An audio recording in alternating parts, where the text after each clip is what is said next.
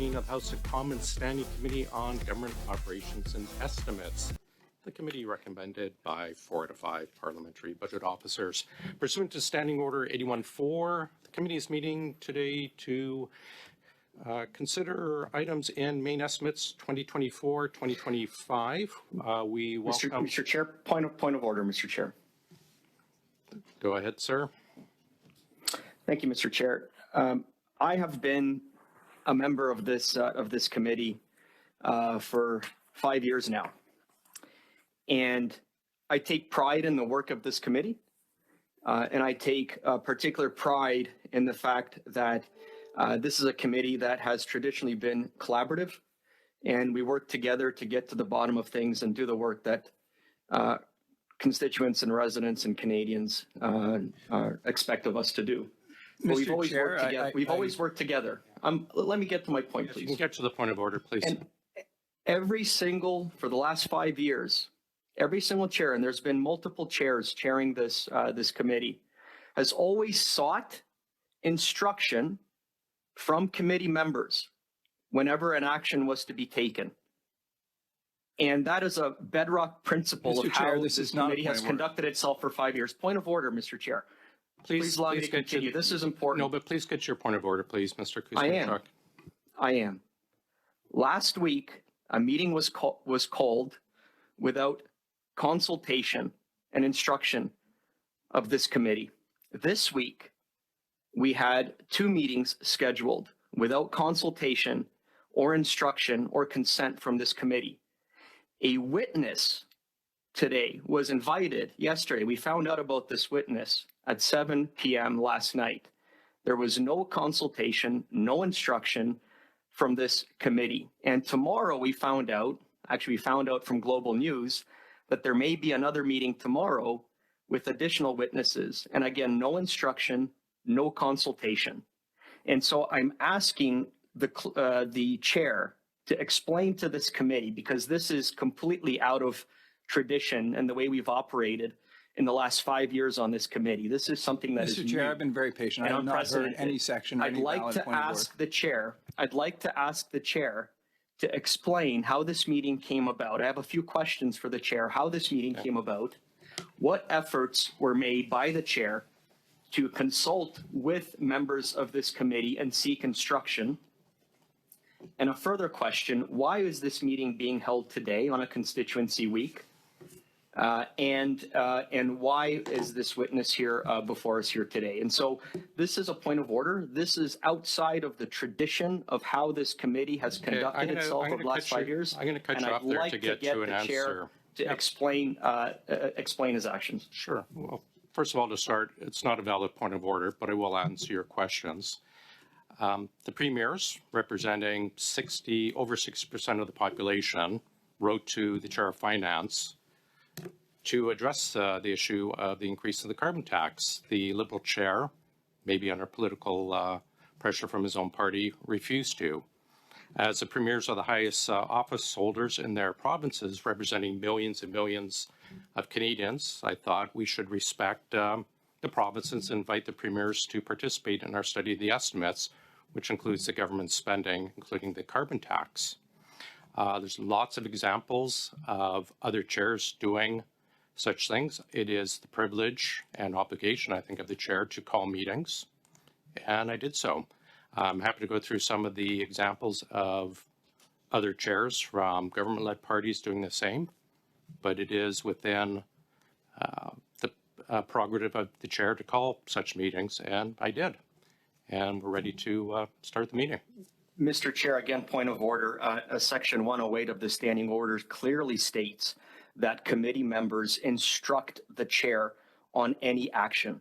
And so I ask you again, what instruction, what consultation, even basic consultation, did the chair undertake to schedule this week's meetings, including the meeting that, again, we hear is going to be scheduled for tomorrow, and to seek again, instruction from this committee? I think it's really important because this is a departure. Folks that are listening, I want them to know that this is a departure from the way we've conducted business at OGGO committee for 5 years. This is new.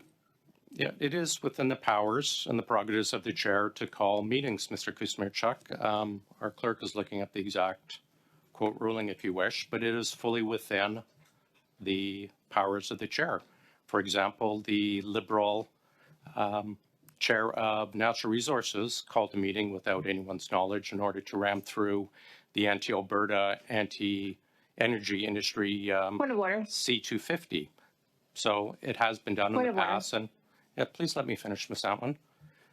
It is fully within the powers of the chair to call such meetings, and I have. Go ahead, Ms. Outland. Mr. Chair, I think you're taking a little bit of liberty there, insinuating that there's some sort of Liberal government was pushing our Liberal chair in another committee not to have these meetings. I'm certainly they're respecting the time and commitments of their committee members. That's not a point of order, Ms. Outland. I'm getting there, actually, Mr. Chair. I would actually like to highlight your own bias in making this decision. I'm noticing the stickers that have always been present as props in this committee. You love pipelines and oil and gas, and it's very clear. And so perhaps that had a stake in this decision that you've made today. Mr. Chair, that's not a valid point of order. It's not a valid point of order. I do. So let me finish. Yeah. I do love oil and gas. If it bothers you, I will close my laptop.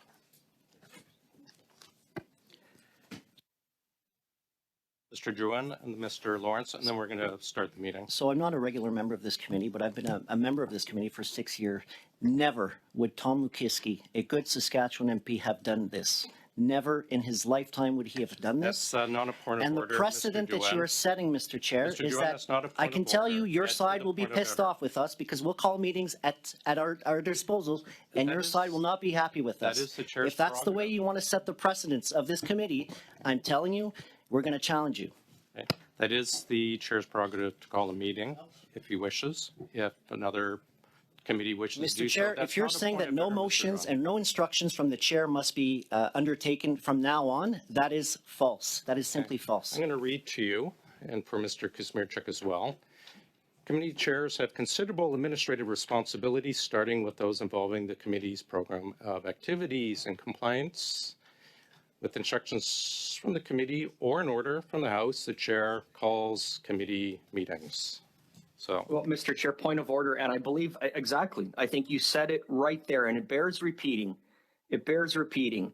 In compliance with instructions from the committee. In compliance with instructions from the committee. In compliance with instructions from the committee. Yeah, let me Mr. Chair, just you have neither sought. Let me interrupt you on that, Mr. Nor consultation from this committee. Mr. Kuzmierczuk, let me address that. You have acted unilaterally outside the will of this committee. That is the issue that I have with you, sir. The meeting. If you want to schedule meetings with witnesses, work with committee members. That's the way we've always done it. Past chairs have always respected that principle. Please let me address your point of order. Today. That is the issue that I have with you today. If I could respond, I will address that. We are meeting on the estimates, the 2024-25 estimates, which the committee has agreed to. That is what our meeting is on today, and that is what I noted when I did my opening statement. Under Standing Order 81 for the committee's meeting to commence the consideration of the main estimates 2025. And why did you schedule this meeting today on a constituency week? May I ask, Mr. Chair, so that folks watching can know this? This is going to be the study on the main estimates. When is it due, Mr. Chair? When is the study, the committee study on the estimates due? We are meeting on the estimates. I have the prerogative to call a meeting on the estimates that the committee agreed to. We are now going to turn. When is it due, sir? That is beside the point, Mr. Kuzmierczuk. May 31st. That's nice. May 31st. That's fine. May We're now 31st. going to turn things over to Mr. Chair, point of order. I just want to clarify to this committee, you've mentioned main estimates, and I'll remind that this committee is responsible for Vote 1 under Canada Post Corporation, Vote 1 under Canada School of Public Service, Vote 1 under Canadian Intergovernmental Conference Secretary. So I'm hoping that Premier Moe will be able to answer questions about Canada Post Corporations. I'm not sure he will be, because that's not his responsibility. So again, we're asking for. I will quote once, and then we're going to get to. With the consent of committee. You did not get the consent of committee. Mr. Moe.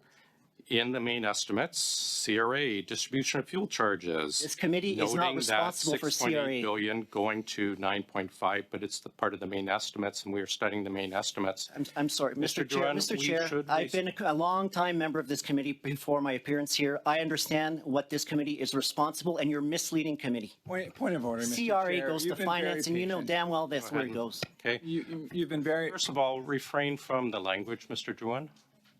Pardon my French.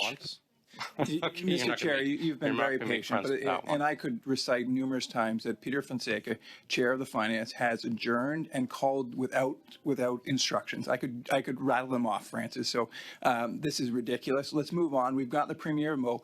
I know that you guys don't want to talk about the carbon tax and you don't want to hear from the people of Saskatchewan, but Canadians do.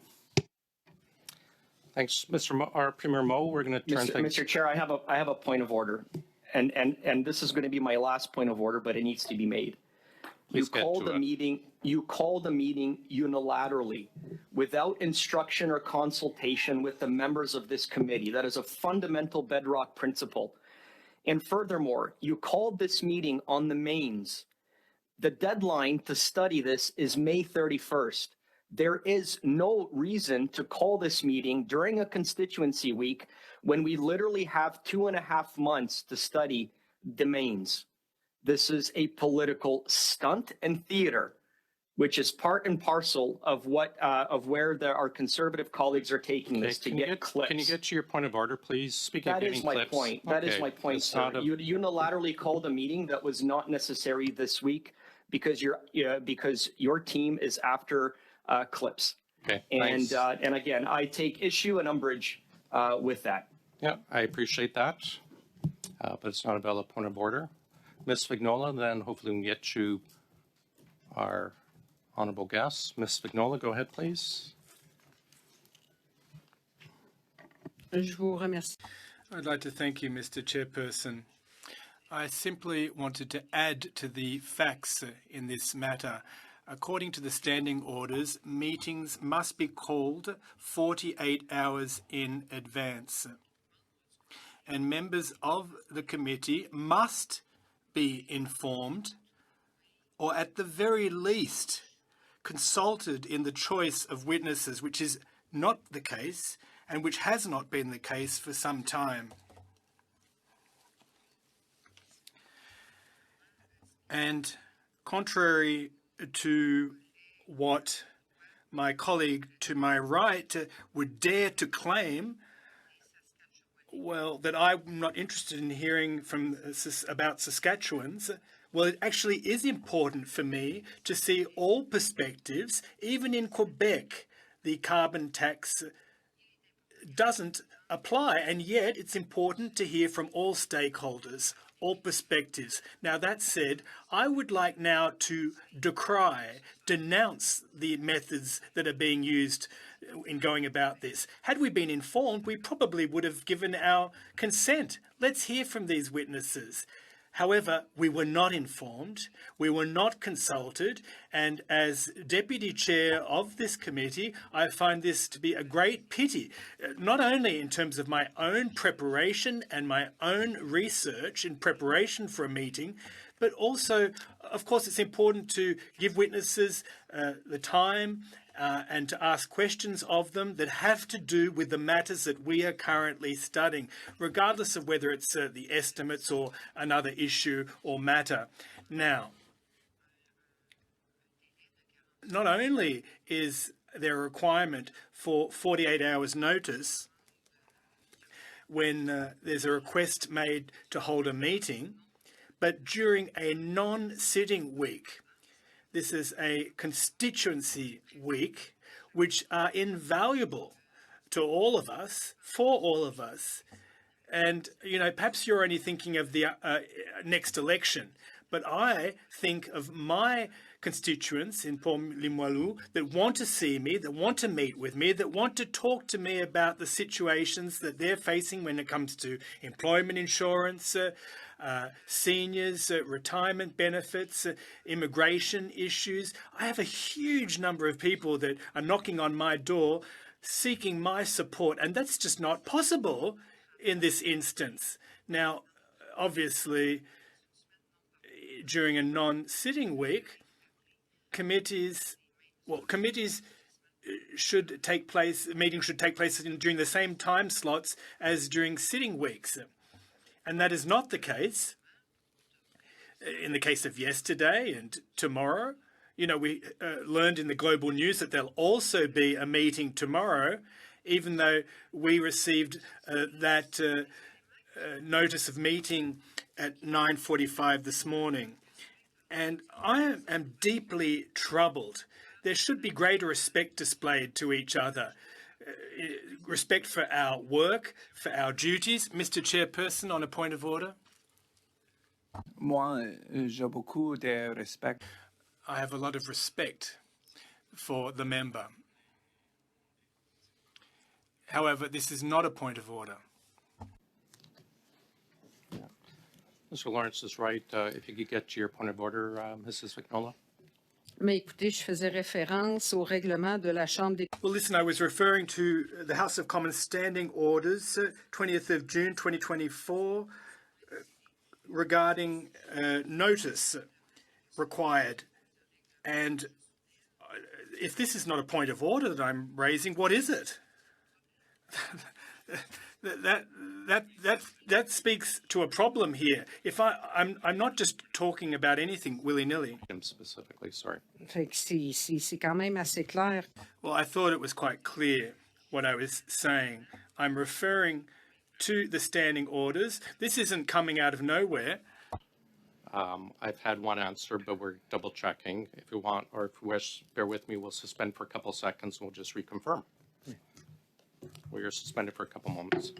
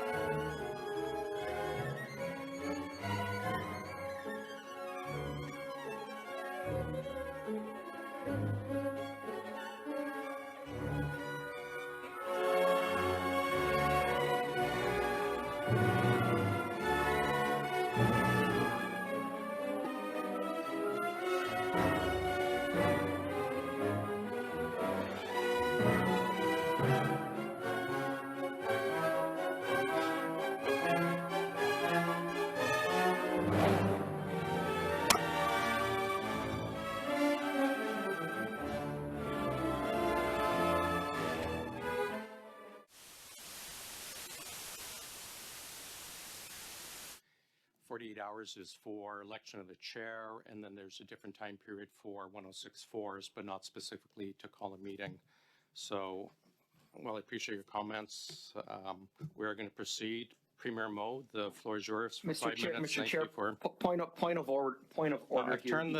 turned it over to Mr. Mo, our Premier Mo. Could you... This is about, Mr. Chair, this is about Standing Order 108, which you have not addressed here, that states, and again, I want you to address it to this committee, that states, in compliance with instructions from the committee or an order from the House, the chair calls committee meetings, decides on the agenda. Mr. You have done none of those things. You have done none of those things. And it is a shame and a farce, as Madame Vignal has get your stated, clip in, Mr. Kuzmierczak, and then I will address this. That we have learned about tomorrow's meeting from global news as opposed from our chair. That is a farce. That is a farce. And it's a violation of the bedrock principles of the way that this committee has conducted its work over the last 5 years. That is shameful. It is shameful and disrespectful to the work of this committee. And as Madame Vignal has stated, we want to be able to prepare for our witnesses. We want to be able to have due preparation so that we can do the work that Canadians expect us to do. We have neither been provided any opportunity to consult. We've been provided no opportunity to provide instruction, and we have not been provided opportunity to prepare for this day. And that is on the chair. And you have not responded to Standing Order 108. I have responded to that, Mr. Kuzmierczak. It is, the committee has instructed me to hold meetings on the estimates, and that's what this meeting is on the main estimates. So I have ruled on that. We're now going to turn things over to Premier Moe for a 5-minute opening statement. Thank you very much, Mr. Chair. I trust you can hear me all right. But I do appreciate the very warm Canadian welcome to your committee here this morning. I believe it likely started with a request by myself and a number of other premiers to appear before the Finance Committee, and I believe that request still stands, and we hope to hear back from them. And I think this is an important conversation for each of us as elected members, as next Monday we are going to see the carbon tax increase to a level that was previously never committed to achieve. When at its introduction, and I think that's important for us to just think about the words that we should never say never in this nation. Never say never. And I was at that meeting many years ago in Montreal, where there was a commitment made to go to a $50 carbon tax, and since then what we've seen is commitments to go much higher than that. But I would point more recently to July 15th in 2020 to some statements made by our Bank of Canada governor, and I quote, "Our message to Canadians is that interest rates are very low and they're going to be there for a long time." He goes on to say, if you've got a mortgage or you're considering making a major purchase, or you're a business and considering making an investment, you can be confident that rates will be low for a long time. Again, I would say never, because so much has happened since that point in time, July 15th, 2020. What that did is really provide a confirmation bias for some poor policy decision and enhancing or advancing continued poor policy decision, taking the carbon tax from 50 to a committed 170 now and beyond. Of which we will discuss here today, and our ask is to pause the increase that is coming on Monday, but also the development of clean electricity standards, clean fuel standards, which is really a second carbon tax, the methane 75 standards, which are unachievable, the oil cap. Mr. Chair, a point of order. I don't mean to interrupt the Honourable Premier, but I do have a point of order here. You are interrupting, though. Mr. Kuzmierczak, the Premier just has a couple minutes left. Could we let him finish, and he can... I am, but what I would like to, excuse me, Premier, I have a point of order. Sorry, Premier, let me interrupt you. I'll freeze the time. I'd like to speak on behalf of the Saskatchewan residents. Thank you, Premier, and we're eager to hear from you. I just have a point of order that I'd like the Chair to clarify. We have been asked to study, specifically, this committee has been asked to study about 12 vote ones, okay?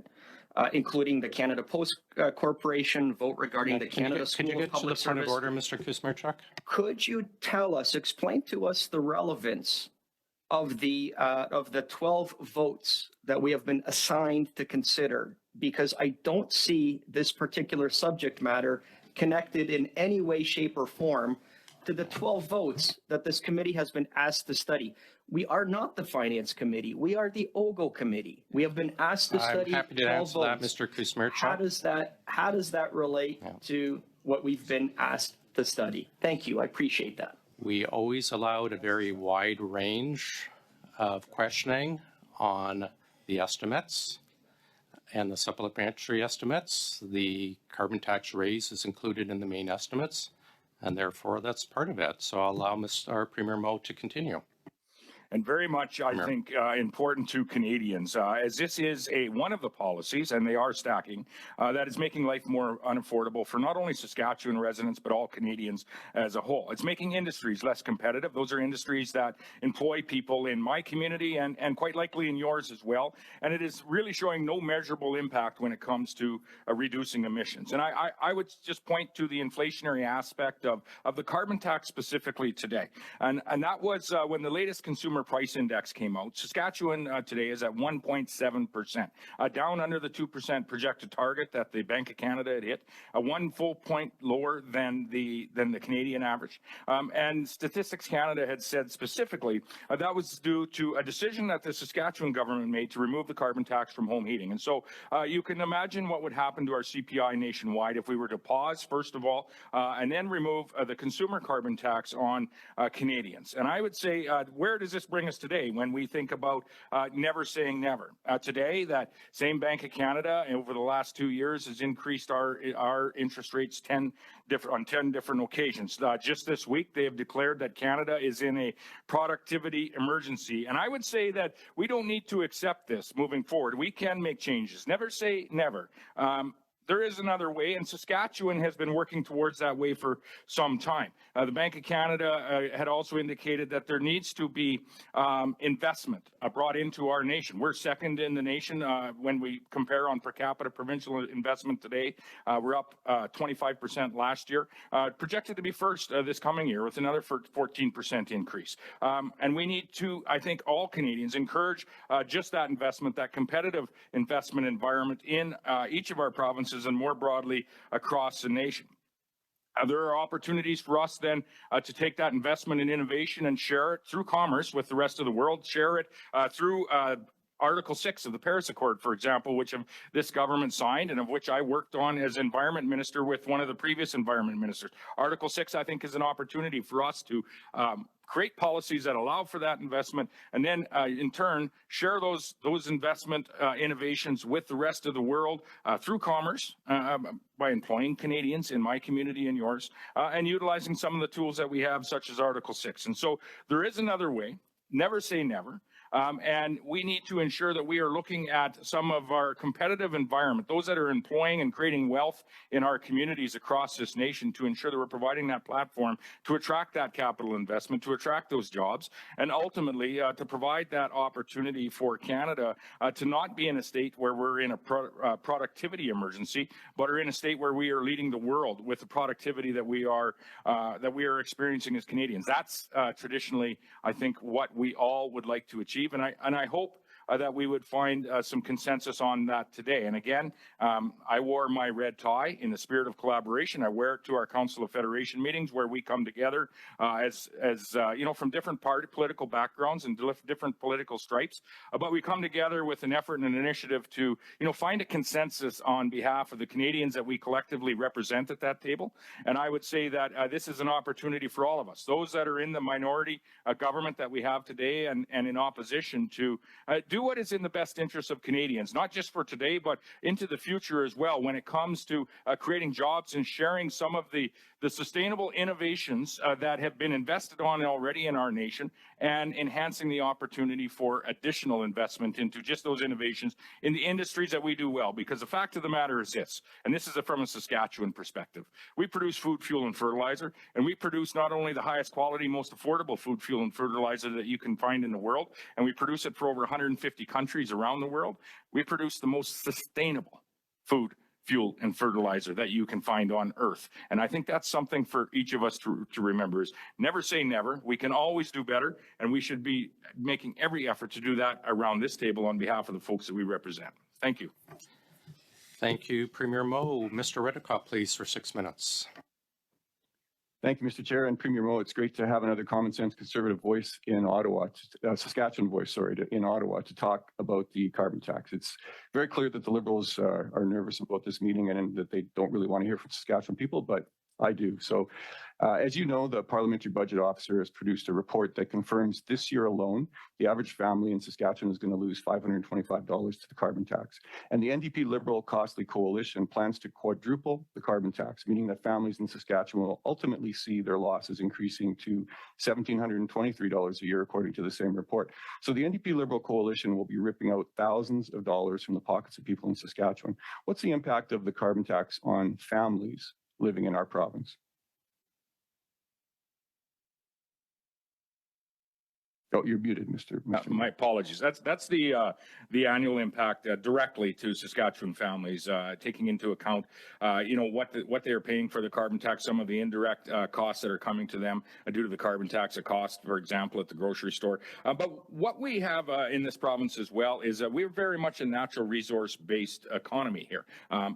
Rooted in agriculture, and we're trying to climb that economic value chain. We're trying to climb with respect to the jobs that we're creating, the opportunities and the market access that we're creating. For example, we're attracting investment into the canola oil industry so that we can provide canola oil as opposed to the raw seed. That's climbing that value chain. It's creating jobs here at home, and where the carbon tax comes in addition to the direct impact to Saskatchewan families that I would put forward, drive more just because we are more geographically dispersed, in particular those families in the north. But it also comes into a significant impact in the jobs that are available here, because industries are looking with, this is a hindrance for their investment. We have been able to attract significant investment in spite, I would say, of this hindrance, not in any way because of it. However, that's not to say that we aren't having active discussions with the industry and the people of Saskatchewan on how we continue to reduce our carbon footprint here. And so the impact is very real to families directly. It's very real, I would say, in particular to northern families, where they traditionally have been heating their homes with electricity. They are seeing some solace and savings in that with the recent decision that the provincial government has made here. And we, again, extend to the federal government the opportunity to extend their decision around home heating fuel to all Canadians and all types of heating fuel. But they are having some reprieve on that as we speak. But I would say they still have to drive a significant distance for any significant level of supplies. And so families very much are feeling it directly. They're also feeling it through the job prospects and opportunities, of which I'd say are strong in Saskatchewan, but certainly could be even stronger. So you've been a strong opponent of the carbon tax since you took office. Your predecessor, Brad Wall, was as well. You've had the opportunity to speak with the Prime Minister, launch legal challenges, et cetera. How many different appeals have you made to Ottawa to stop the carbon tax? All of them.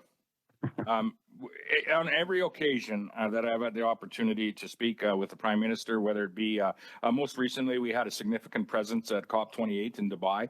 Saskatchewan did. We had over 60 provincial and national businesses, delegation, industry representatives, post-secondary folks that were with us there.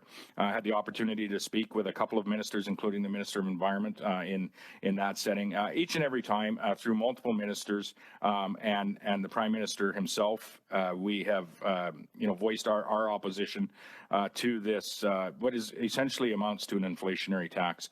My predecessor at the very early days of its introduction, and I remember it well because I was Environment Minister at the time, I was in Montreal when the Prime Minister raised to his feet and introduced this tax on Canadians. I believe it was October the 3rd, 2016, if I'm not mistaken. But my predecessor, Brad Wall, had very quickly asked for, has anyone done the economic analysis on this? And I think what we're seeing today with the Bank of Canada's statement, Bank of Canada Governor's statement, or the Bank of Canada's statement around the productivity emergency that we are facing in this nation, tells us that, no, we haven't done an economic analysis on this policy and many others, but it's high time we should. And I'm not in any way saying that we should be making decisions that are increasing the emissions in our industries, but we should be looking at what are the emissions in our industries relative to their counterparts and competitors in other areas of the world. Are we cleaner? And can we do more?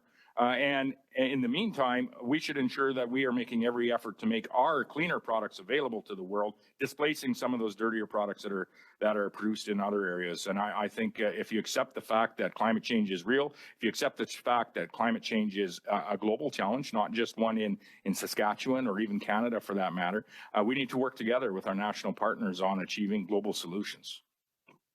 So as you know, the federal NDP has been a strong supporter of the carbon tax, and they voted to support this Liberal government every time, including a couple of times last week. As Premier, how do you feel about an NDP party that supports this hurtful carbon tax and is seemingly against our farmers, against our oil and gas producers, and just not willing to listen to the pain of everyday folks in Saskatchewan? It's disappointing because we have a provincial arm of that NDP party here that opposes Saskatchewan's wishes to remove the carbon tax, the consumer carbon tax off of Saskatchewan families, and ultimately the cost that it instills on the industries that are employing those very same families. When it comes to oil and gas, for example, and I'm happy to say that if the rest of the world produced oil and gas like we do here in Saskatchewan, the similar type products, global emissions from oil production would drop 25% overnight.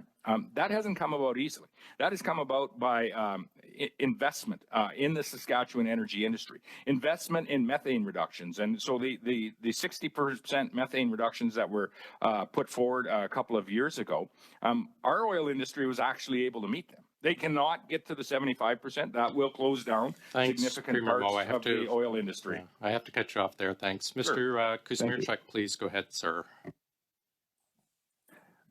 I believe it's Charles. Mr. Sousa, go ahead, sir. Thank you, Premier, for being here today. Can you advise this committee, when were you contacted to appear before us today? You're on mute, sir. My apologies. We have moved away from most of the online stuff, but I do appreciate the opportunity. I don't know if I was contacted or if I had had a discussion with another premier or two about our request was actually to appear before the Finance Committee. We've not heard back from the Finance Committee at this point in time. So I guess I was contacted. I can't say exactly when. I can find out though. Did you have discussions last week about this? This past week. What day is today? Okay, that's fine, Mr. Spider. Yeah. Keep in mind that the people of Saskatchewan, the tremendous work they do is greatly appreciated. All of Canada has to stand united in terms of improving our economy, supporting trade, initiating competitiveness, and fighting climate, and ensuring that we lower overall emissions to support a green economy. And I think you've said that in so many words. And you've reaffirmed that it's important for us to stand united. And of course, the federal government has also invested $100 million or so in the Potage mine, and we recognize the importance of regional economic growth for the benefit of all of Canada. Premier, you applauded the Supreme Court of Canada's finding in the Federal Impact Assessment Act. You recognize the jurisprudence of the Supreme Court of Canada? Most certainly, we do. And you encourage Saskatchewan residents to also abide by the laws you put in forth, like the sales tax that you've increased, the fees that you've imposed. You want your residents to pay their taxes. You don't want them breaking the law. Is that correct? 100%. We have a sales tax 3% lower than where it was under the New Democrats, yes. And so we want to make certain that everyone abides by the law. You're a man of law and you're a man of order. The Supreme Court also found that the federal pollution pricing system is constitutional. And I know you're disputing it and you're going forward, and that's appropriate, but do you recognize the top court of this country when they make their decisions, sir? Certainly, and we expect these decisions to end up in a similar court at some point in time. You've already stated that you do want to lower emissions, correct? You want to see Canada and Saskatchewan. You're the former Minister of Environment. You see the benefit? I would say Saskatchewan's already participating in the lowering of our emissions. And there probably is a pricing system, a carbon trade within some of your major polluters now. I know in Ontario, we instituted a cap and trade back in 2017, 16, when I was Minister of Finance, to try to find a pricing system to exempt Ontario from the alternative, which is the federal program, which they're encouraging us to do to initiate and support the green economy and enable us to be competitive and abide by international laws, because, of course, our farmers and others are competing out there. We want them to do well. Did Saskatchewan ever consider an alternative system? Yes, we did. All of them were costly to our industry, as is the federal backstop that we're experiencing now, as well as costly to Saskatchewan families.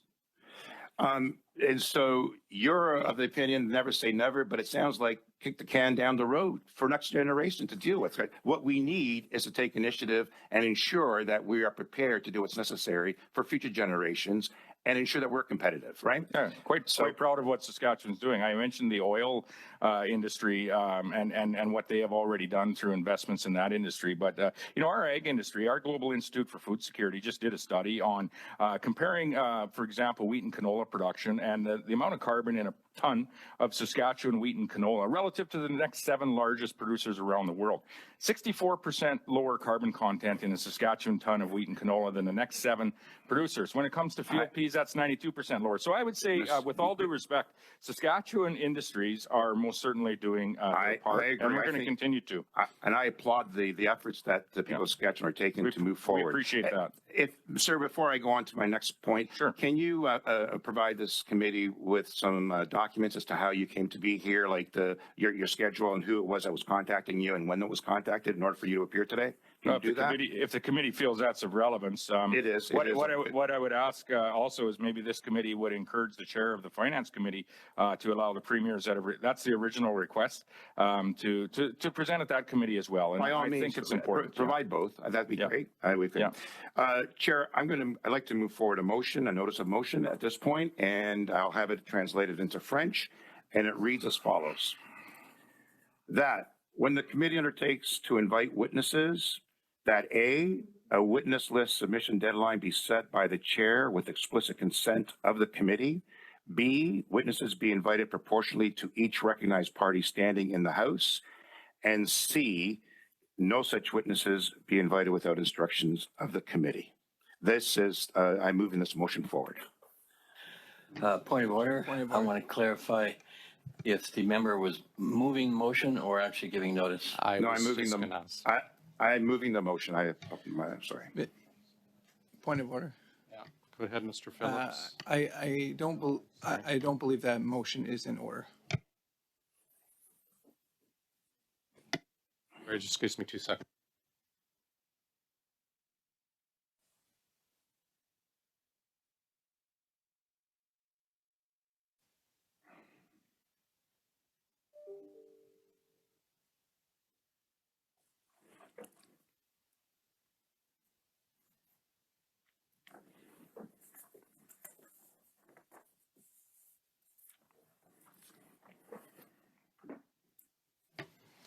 Thanks, Mr. Sousa. So I assume that you're moving it as a matter of hand motion, which I don't believe it's a matter of hand, so I'm not going to rule it in order, Mr. Sousa. Mr. Chair, I would like to challenge that. I mean, right now, there's been methods That's fine. made. If you wish to challenge the chair, we I can, do wish to challenge Okay. it and move forward the motion and explain why. I mean, there's been instances that we've already noted this earlier before the meeting that unilateral decisions are being made, decisions to move meetings and witnesses without notice to us. It's impacting on members' privilege. It's also disrespecting some of our members. so It's a violation of our. And so Mr. Sousa, I'm going to interrupt. We will go right to the, we'll go right to it. I'm advised by the clerk it's treated similar to a dilatory, so there's not a chance to speak on it, but we will go right to the vote on it, Mr. Sousa. Mr. Clerk? Shall the decision of the chair be sustained? Ms. Atwin? No. Mr. McKinnon? No. Monsieur Drouin? No. Mr. Kumarchuk? No. Mr. Sousa? No. Mr. Chambers? Sustain. Mr. Lawrence? Yes, sustain. Ms. Crump-Newman? Yes. Madame Vignola?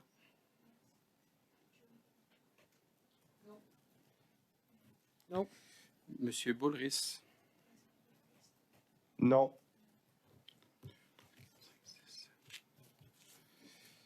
3 yeas, 7 nays. So the motion, I don't believe it's valid, but we will debate it. Just give me 2 seconds, so I need to check something else with the chair. So bear with me 1 second, Mr. Sousa.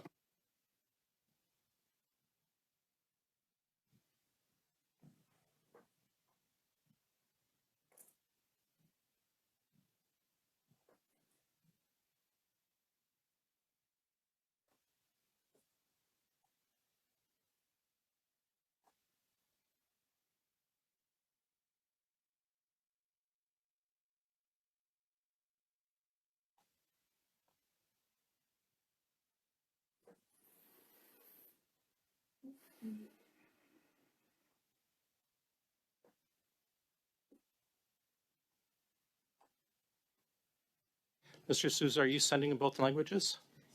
Oh, yeah, I got it. Yes, we are. Colleagues, there is a procedural thing with this that we have to go over with the analysts and the chair, so I'm going to suspend for a few minutes while we take a look at this. Just bear with us a couple minutes. Premier Moe, I apologize. Bear with us.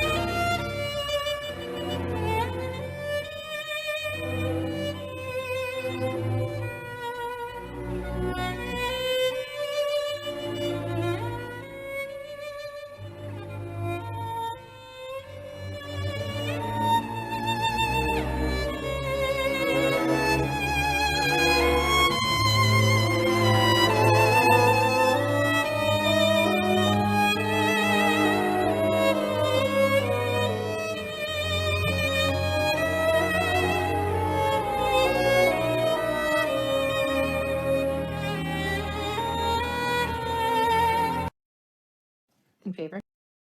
As it's presented. I think it. We'll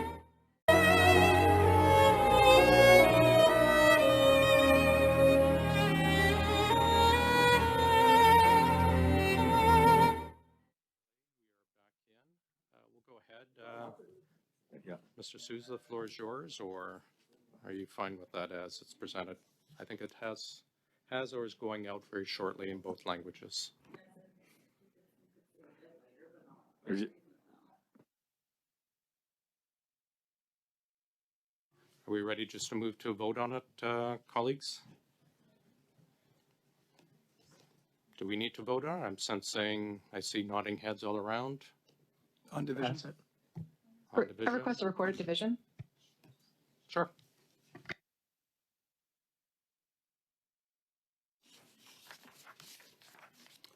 Ms. Atwin,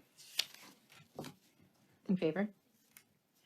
Mr. McKinnon, Yes. Monsieur Drouin, En faveur. Mr. Kaczmarczyk, Support. Mr. Sousa. Mr. Sousa.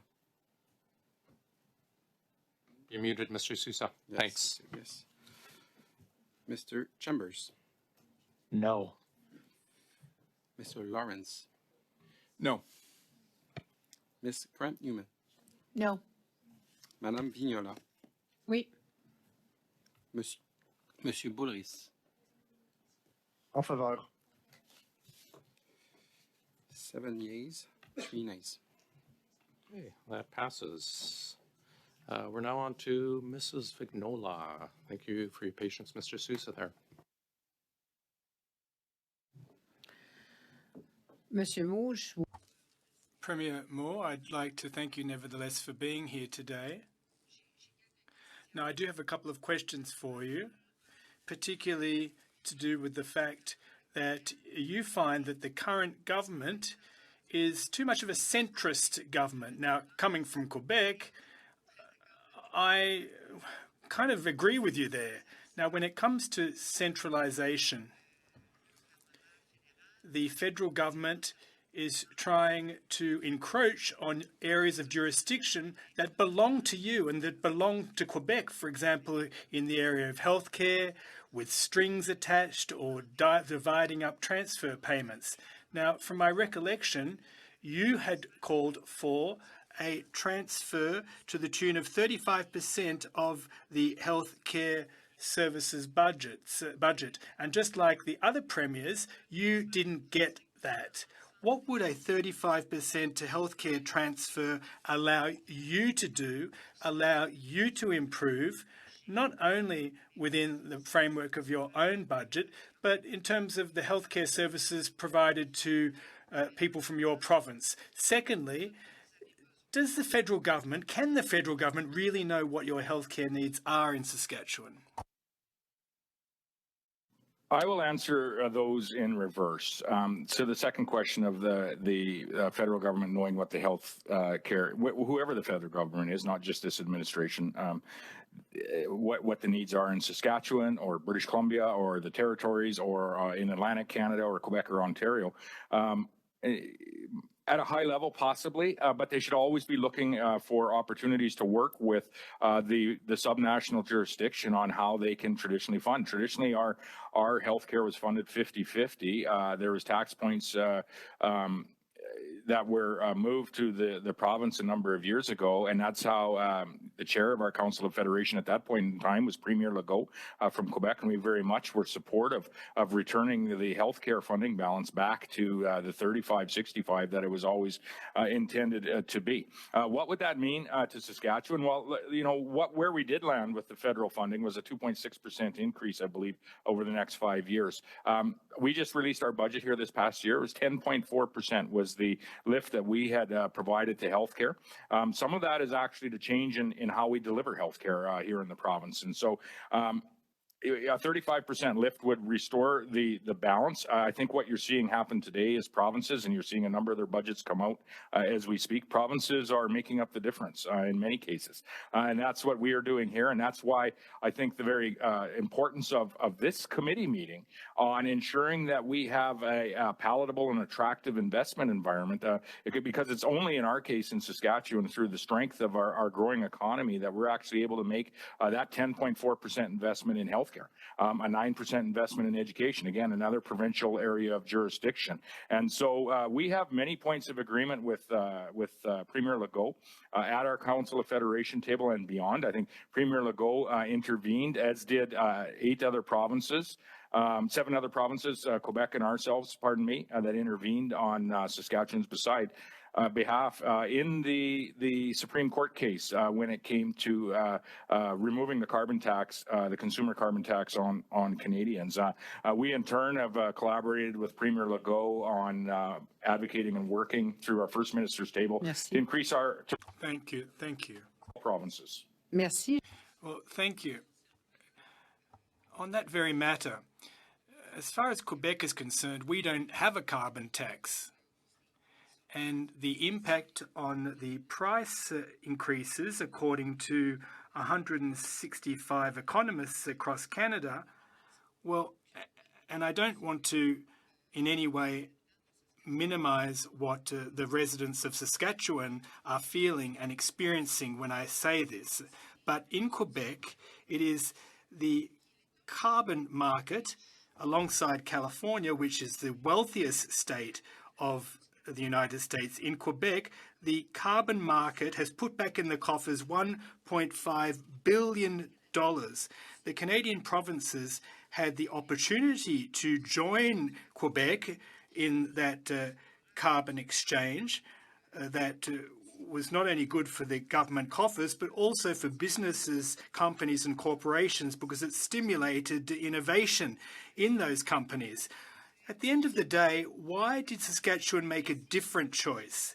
And if Saskatchewan wants to get rid of the carbon tax, well, what steps will Saskatchewan take in order to reduce the impacts of climate change and to drive down greenhouse gas emissions? You'll recall that the carbon tax is a similar measure to one that was put in place in the past to diminish or reduce oxidous sulfur emissions. And we have 65% fewer emissions of oxidous sulfur. And we'd like that to happen Canada-wide, and in Quebec in particular, thanks to a carbon marketplace. So why didn't you follow suit, i.e. the carbon market or the carbon exchange, which is kind of lucrative in both the middle and short term? Great, we're out of time. If you could offer as short as answer as you can, please.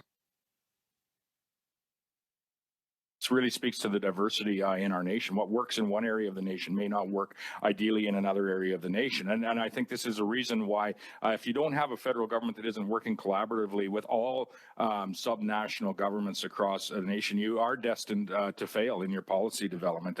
With respect to the carbon tax specifically, we've always said that it's a harmful tax from day one.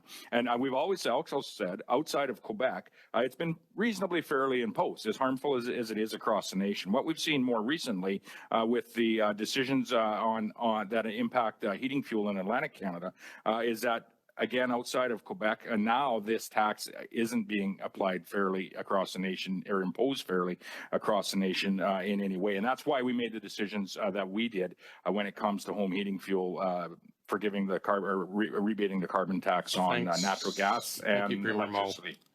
Sorry, we're past our time.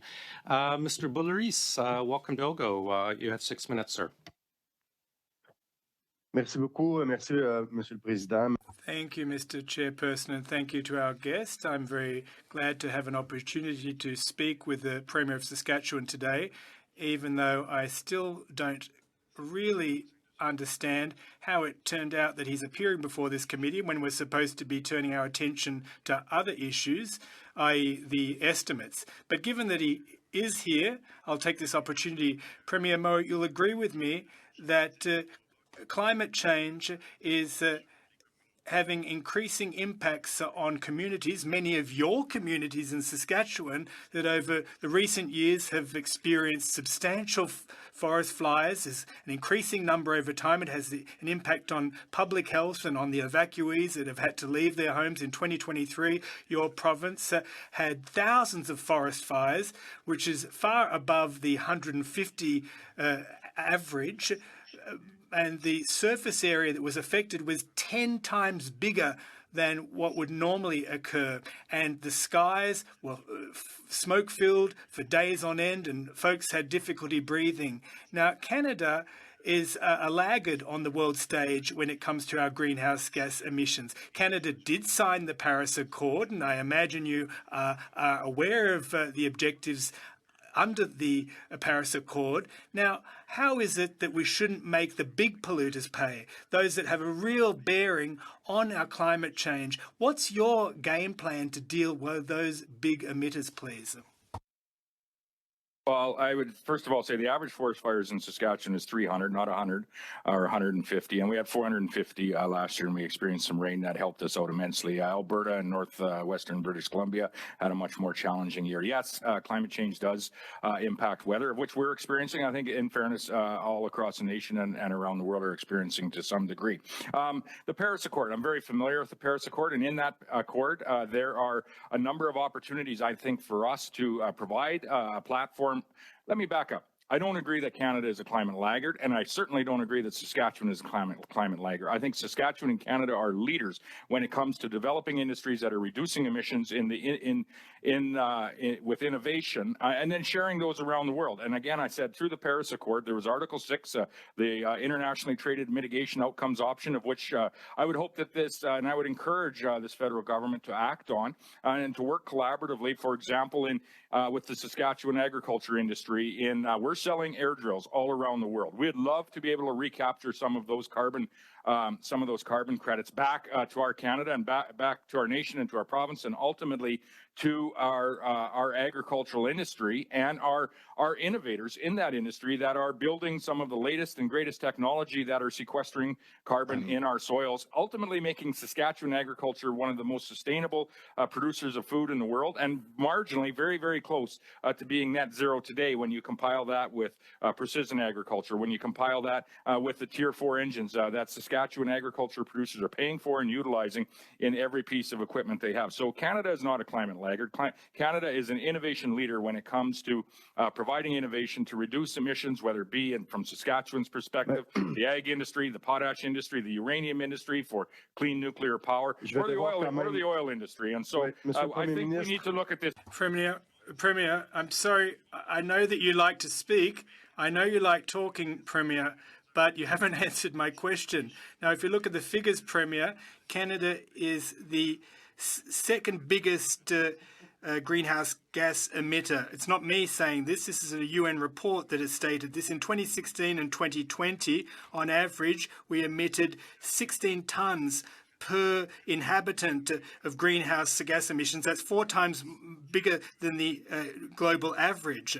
And we are a far cry from meeting the UN's climate objectives. How are you going to make the big polluters pay for what they are responsible for in terms of climate change? You circumvented the question, you waved your magic wand, and you think that with giant vacuum cleaners, you're going to be able to sequester greenhouse gas emissions. But what about the people you represent? How are you going to protect them from climate change?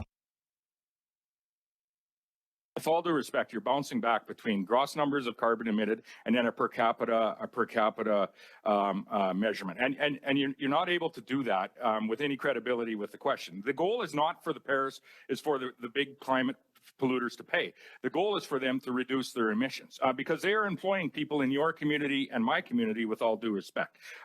Per capita emissions is the wrong metric to use, and I would encourage everyone at this committee and across government to not be using that metric. If you want to use that metric, Saskatchewan is the largest per capita exporter in Canada and one of the largest per capita exporters in the world. And so what we are producing, yes, it is emitting global emissions, but we are providing that food, fuel, and fertilizer, the cleanest food and fuel and fertilizer, to over 150 countries around the world, and we are displacing, in the case of potash fertilizer, for example, it's 50% lower in its carbon emissions per ton produced. We are displacing fertilizer that is being produced by Russia and Belarus today by making more Saskatchewan fertilizer available. Credit to the federal government that invested in the latest fertilizer, the latest potash mine that is being developed here, a $20 billion investment by a global company. And so the goal is not for our employers to pay more. The goal is for them to emit less and to displace higher emitting, like competing industries around the world. That is how we build a strong Canadian economy. That is how we lower global emissions. And that's how we employ Canadians in your community and mine. Thanks. That is our time. We're now on to the 5 minutes rounds. Mr. Lawrence, please. Thank you. And thank you, Premier, for coming here. And as a member of the Finance Committee, let me express my extreme disappointment with the chair unwilling to hear the representatives of over 1 million Canadians in the great province of Saskatchewan. I want to focus relatively narrowly, and that's with respect to the inflationary impact of the carbon tax. Tiff Macklin in Finance Committee made it quite clear that actually 0.6% of inflation, which equates to around 20 to 30% of inflation given the rate on a day, is the responsibility of the carbon tax, and that the increase will be responsible for another 0.15%, meaning that over 30% of inflation is a direct result of the carbon tax. Now, we've been unable to validate this until you took the actions that you did, Premier Moe. And I'm wondering, have you seen an impact and a reduction in inflation by Saskatchewan's actions with respect to the non-collection of the carbon tax on home heating? The Statistics Canada, in their first report, it said, and I quote, in Saskatchewan, the collection of the carbon levy ceased in January 2024, contributing to the province's year-over-year price decline of natural gas. We're seeing it in Manitoba as well, where the province of Manitoba has foregone their fuel tax on the fuel that they sell each and every day. What you're seeing is the CPI is lowering in Manitoba as well. And so my question to this committee would be, if we were to lower, not increase, but to lower or eliminate what will be 17 cents per liter of fuel charged to all Canadians coming this Monday when they fuel their vehicle up to take their children to soccer, to hockey, or to whatever sport or school that they might be going to. What do you think that would do to our consumer price index across the nation? We'd likely achieve our 2%. We're at 2.7% now. And I think that would be positive, and it would give the Bank of Canada the opportunity, hopefully, to start to lower the interest rate, start to solidify that certainty for investment, both foreign and domestic, into Canadian communities and Canadian industries, which, again, I would allude to are the most sustainable in the world. The Saskatchewan story around the most sustainable food and fuel and fertilizer that we produce and provide to the world is Ontario has a parallel story. Quebec has a parallel story. This is a story that we told when we went to COP28 in Dubai. And this is a story that we would encourage each of you as federal members representing Canadians, all of us collectively representing all Canadians, to share at every opportunity. We are not climate laggards in this nation. We most certainly are innovators and leaders when it comes to addressing the challenges that we might face globally. Thank you, Premier Moe. So just to summarize, and I'll pass over to my colleague, is that in the Bank of Canada, Tiff Macklin, the governor of the Bank of Canada, said that we would see a reduction in inflation. And we've actually seen that in the province of Saskatchewan, as the rate nationally is 2.7, and the current rate in Saskatchewan is 1.7%. So we've had this validated, which, as you said, if the lower inflation means the lower interest rates go, which means we have more investments, which can enhance our productivity, which can make all Canadians more prosperous. I am just shocked that Liberals want to keep Canadians poor. Thank you. the opportunity we have is to remove the consumer carbon tax on all things for everyone. That would reduce our inflationary the inflationary effects that we're feeling when we fuel our vehicle up 17 cents a liter there. That same 17 cents a liter is being paid for the truck that is bringing that vehicle to our grocery store, and so and the fellows that are producing it. And we see that in Saskatchewan as well, not with their direct fuel, but with some of the other fuel sources that they're using in transporting that food. So it is a challenge. And I think, you know, as you can tell, I feel there is a much better way for us to work collaboratively, whether that be across party lines or across, you know, subnational jurisdictions in the nation, if that may be, to really provide the Canadian way on leading the global conversation around climate change. Perfect. Thank you, Premier Moe. Let me begin with pointing out comments that came from a sitting cabinet minister. Minister of Rural Economic of Canada, Goldie Hutchings. She suggests that a discussion that we'll have down the road when we know that this one is working. But I can tell you, Atlantic Caucus was vocal with what they've heard from their constituents, and perhaps they need to elect more Liberals in the prairie so that we can have the conversation as well. She directly linked the prospect of carbon tax carve-outs to voting Liberal. How, Premier Moe, has this changed your relationship with Ottawa, and has it given you and your prairie colleagues confidence that Ottawa is acting in good faith when it comes to the carbon tax? In about 10 seconds, Mr. Moe, or Premier Moe, sorry. Well, I don't think there are going to be very many more Liberals elected in Saskatchewan anytime soon. The fact of the matter is this is disappointing, but it does stack on a number of disappointing items. Listen, our relationship with the federal government is issues-based and policy-based. We don't agree with this policy, and we don't agree with those statements.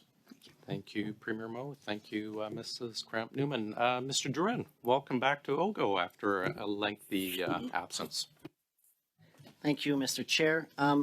Premier Moe, as my father always taught me, when you point the finger, there's always three fingers pointing right back at you. And I know that you haven't reduced your provincial sales tax or removed the provincial sales tax on heating, but I don't want to get into that, but I know for a fact that hasn't been done. I know that you haven't reduced income taxes. I've looked at year 2023 and year 2024, it's the same. And I know that it's important to talk affordability, but we have to, if you're going to point the finger at us, I think it's important to recognize that you also need to do something. Now, yesterday, the Prime Minister asked you to come up with a credible plan that will respect our Paris Accord. And you've said something today, which I'm shocked, to be frank.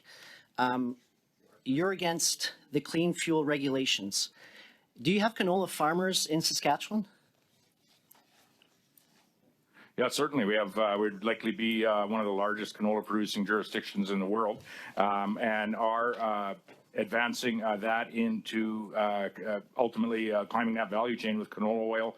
And significant investment, I would say, in canola oil manufacturing. The conversation around the carbon tax has been part of that investment challenge, I would say, but we are finding our ways through that.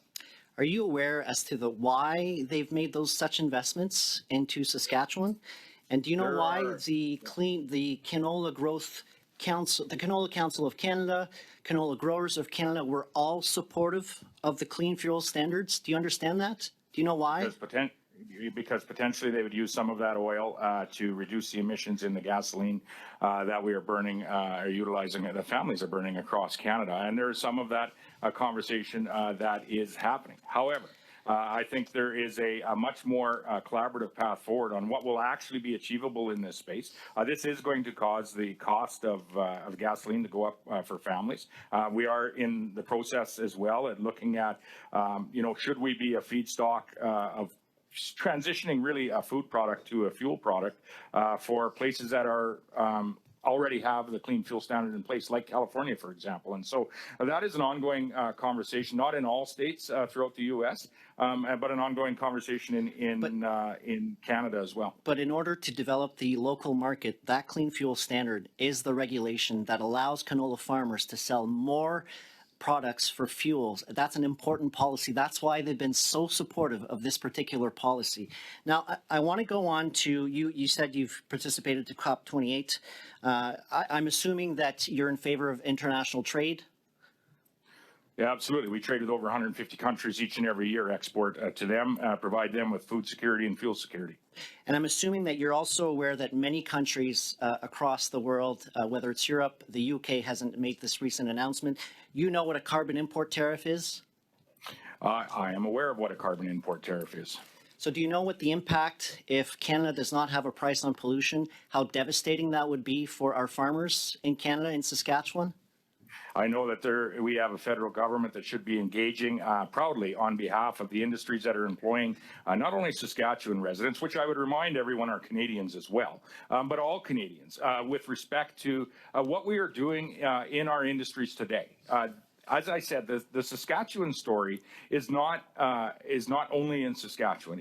Every province has a story about what they are doing, how they are reducing their emissions in the industries that are employing people, creating wealth. And I would ask respectfully our federal government and all of those involved to take that story abroad. That's what we did at COP28, and that's what we continue to do through our 10 trade offices, provincial trade offices that we have that work alongside our High Commission offices and our ambassador offices around the world, including one in London and one in Germany representing the European Union.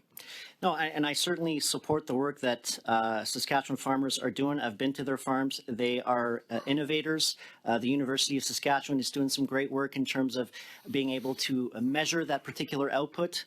But I'm afraid that if we don't put a price on pollution, then we are not going to be competitive in our exports market, because eventually what's going to happen is that jurisdictions that do not have a price on pollution will be slapped with an import tariff. I don't see how that could be advantageous to our Canadian farmers. Yeah, I rival that concern with the federal government making these policy decisions that are going to put our national and I would say our continental food and fuel security at risk. And that is exactly what we saw happen. And that's why I'm pleading with you to come up with a regional plan that makes sense for Saskatchewan. Absolutely. If you want to exempt farmers, that's up to you. But a regional approach is much better than a federal approach. The Prime Minister asked you to come up with a plan, so I'm pleading with you, come up with a plan that makes sense for Saskatchewan farmers. Thank you. We did. Thanks. That is just past our time. Mrs. Vignola, go ahead for 2.5 minutes, please. Merci beaucoup, monsieur. Well, thank you very much again, Mr. Chairperson. Now, earlier you said that the carbon exchange was perhaps not an effective initiative for Saskatchewan. It's just been great for Quebec for the past 25, 30 years. I could tell you about childcare, the anti-scab legislation, and a whole host of things. But that said, do you feel that Toronto's trade exchange is bad for Saskatchewan, the New York one, the Toronto one? And I'm trying to establish a link here with the carbon market. In a sense, it works in the same way, and it would make Saskatchewan bring in substantial amounts of money for both Saskatchewan and the federal government without hurting the rest of the economy, as you alluded to in your opening remarks. Are you against stock exchanges? Because stock exchanges do apply to Saskatchewan. Is it only the carbon exchange that you have a problem with and not stock exchanges per se? No, and we have many companies here that not only, I would say, trade and are traded on, Toronto Stock Exchange, New York Stock Exchange. We have commodities in Chicago, but also globally. Many countries that are investing in Saskatchewan are on global stock exchanges as well, and that is a way for them to access capital, and we all know precisely what stock exchanges do. When it comes to the heavy emitter carbon space, we have a provincial plan in place for that. In fact, in many ways, worked with Alberta and led the nation alongside Alberta with the formation of a technology fund and working with our industries on what's achievable, when it's achievable, and ensuring that they are making the adequate investments to achieve lower emissions over time, ensuring that we are not putting forward unachievable targets. Merci. Thank you, Premier. My final question you don't want a carbon exchange, you don't want a carbon tax, you're making investments to improve technology. But what solutions, we're trying to come up with solutions here. What solutions have you come up with that will enable Saskatchewan to reach its overall emissions targets when it comes to actually cutting back on greenhouse gas emissions? I apologize. We're past our time. If you're able to offer up a brief response.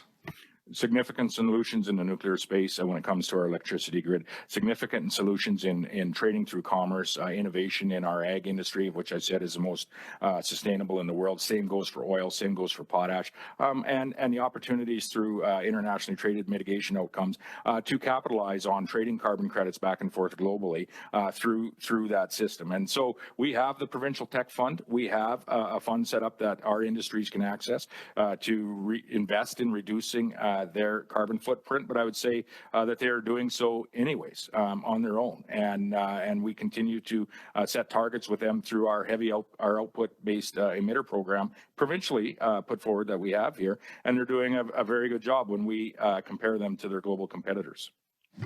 Thank you very much. Mr. Boulris, please, for 2.5 minutes. Merci beaucoup, Monsieur le Président. Thank you, Mr. Chairperson. Premier, you've used arguments that we've heard bandied around in the past, that i.e. that when we reduce pollution by unit of production, well, then we compare well with other countries such as Russia and Venezuela. But that's a red herring most of the time, because if we reduce pollution in that way by, say, 15%, and yet there's an increase of over 50% in overall pollution, well, the upshot of that is greenhouse gas emissions are up. And that is contributing to climate change, forest fires that are threatening your own communities. So reducing the density of pollution by unit of pollution doesn't really mean that much. Now, you said that the price on carbon is being borne by consumers and individuals. But what solution would you come up with when it comes to pricing carbon for companies and corporations? We have that solution in place with our output-based heavy emitter fund. They pay into a tech fund, and they're able to access those dollars for investments in innovation. And like I said, they're going far above accessing just that fund for investments in innovation. They're making their own. I haven't put forward any arguments. I've put forward facts. When it comes to buying something globally, you'll have an ingredients list on the side of your box, and you'll have a price tag on it. I would say put a carbon content piece on that box as well. When you are purchasing oil that might be made in Saskatchewan and on your fuel pump, you should know that since 2015, we've reduced the emissions 65%. That's very real. If the rest of the world did that, global emissions down 25% overnight.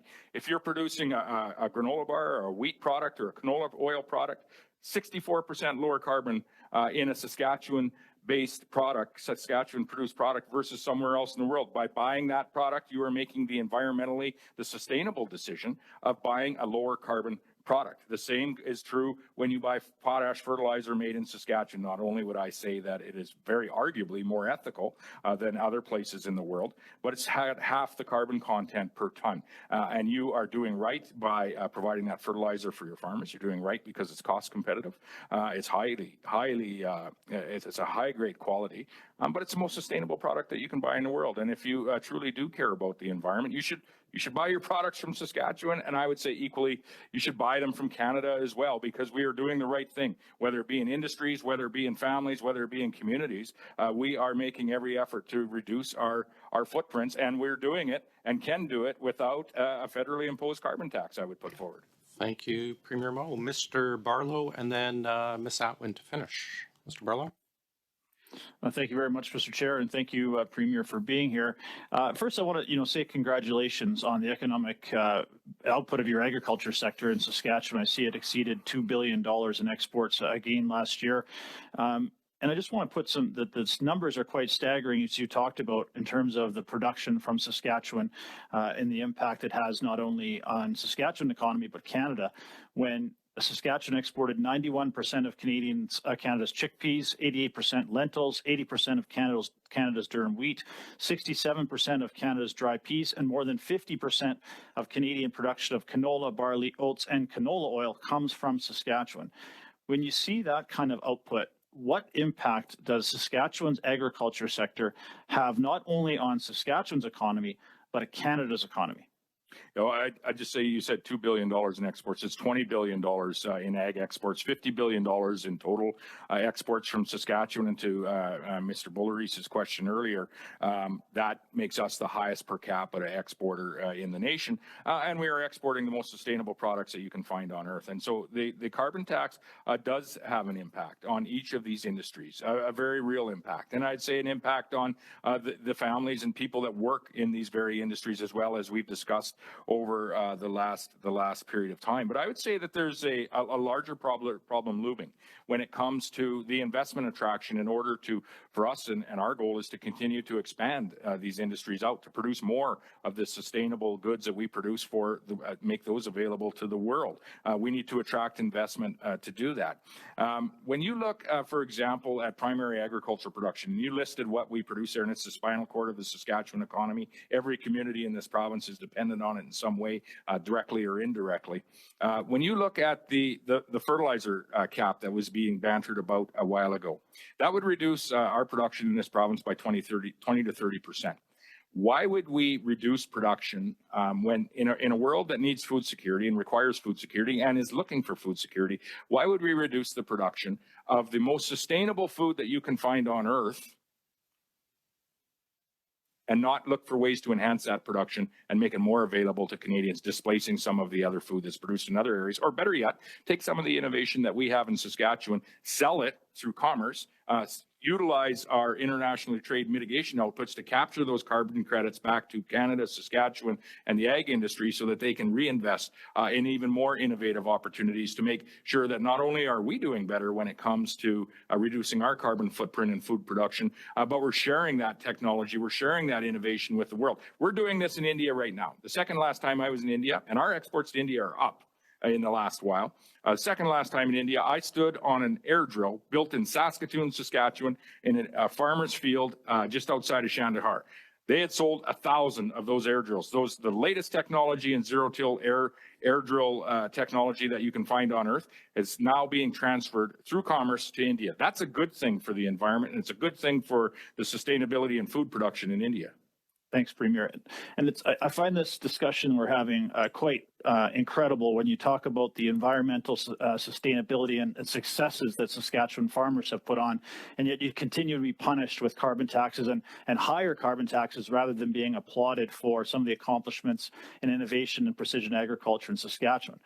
We know the numbers. Saskatchewan farmers paid $12 million last year in direct carbon taxes alone. When that carbon tax goes up 23% on Monday, Saskatchewan farmers will be paying $15 million in direct carbon taxes to heat and cool their barns, dry their grain. That doesn't include the carbon tax they'll be paying on transportation, another $36 million just on the carbon tax from transporting commodities through rail. Premier, what is the economic impact on the sustainability of your farm families in Saskatchewan if they are continuing to absorb these higher carbon taxes? Well, it will come home to roost in years where margins are thin. And we had certain areas of the province, as was noted earlier, that did experience drought, not just this year, but last year. We had some areas of the province that had record production. And so I would just say the successes that we're having we feel somewhat unrecognized. And I would say the industry feels they're unrecognized. And so we would ask all federal MPs, our federal government members on all sides to recognize what we're doing, not only in Saskatchewan agriculture and Saskatchewan industries, but recognize what Canadians collaboratively are doing in the various industries across. This cost is not helping. It isn't driving innovation. It most certainly isn't driving the investment environment that we need to ultimately drive that innovation that is going to make our industries more productive. In fact, the Bank of Canada has said just this past week that actually we have a productivity crisis. And I would say that we need to have another look a very high level look at how are we going to create that investment environment, because with that investment comes innovation. With that innovation comes industries with Canadians working in them all across this nation, whether it's manufacturing in Ontario or Quebec or natural resource production in the prairie provinces and into British Columbia as well, or all of the good things that happen in Atlantic Canada. We need to attract that investment, drive that innovation, and then look at how we can share that innovation with the world through commerce, yes. And that is ultimately the recipe for success for the manufacturing industry in Ontario and Quebec, is they are selling their cars, vehicles, not only to Canadians, but to other people around the world. And there's some of the latest technology available. Thanks, Premier Moe. We're now Ms. Outwin, please, for 5. Thank you, Mr. Chair, and thank you, Premier Moe, for being with us today. I'm just going to begin by quoting the Supreme Court of Canada in their ruling around carbon pricing. Climate change is a threat of the highest order to the country, and indeed the world. The undisputed existence of a threat to the future of humanity cannot be ignored. A provincial failure to act directly threatens Canada as a whole. So, Premier Moe, you mentioned that you do believe we need to lower our carbon emissions. Is that correct?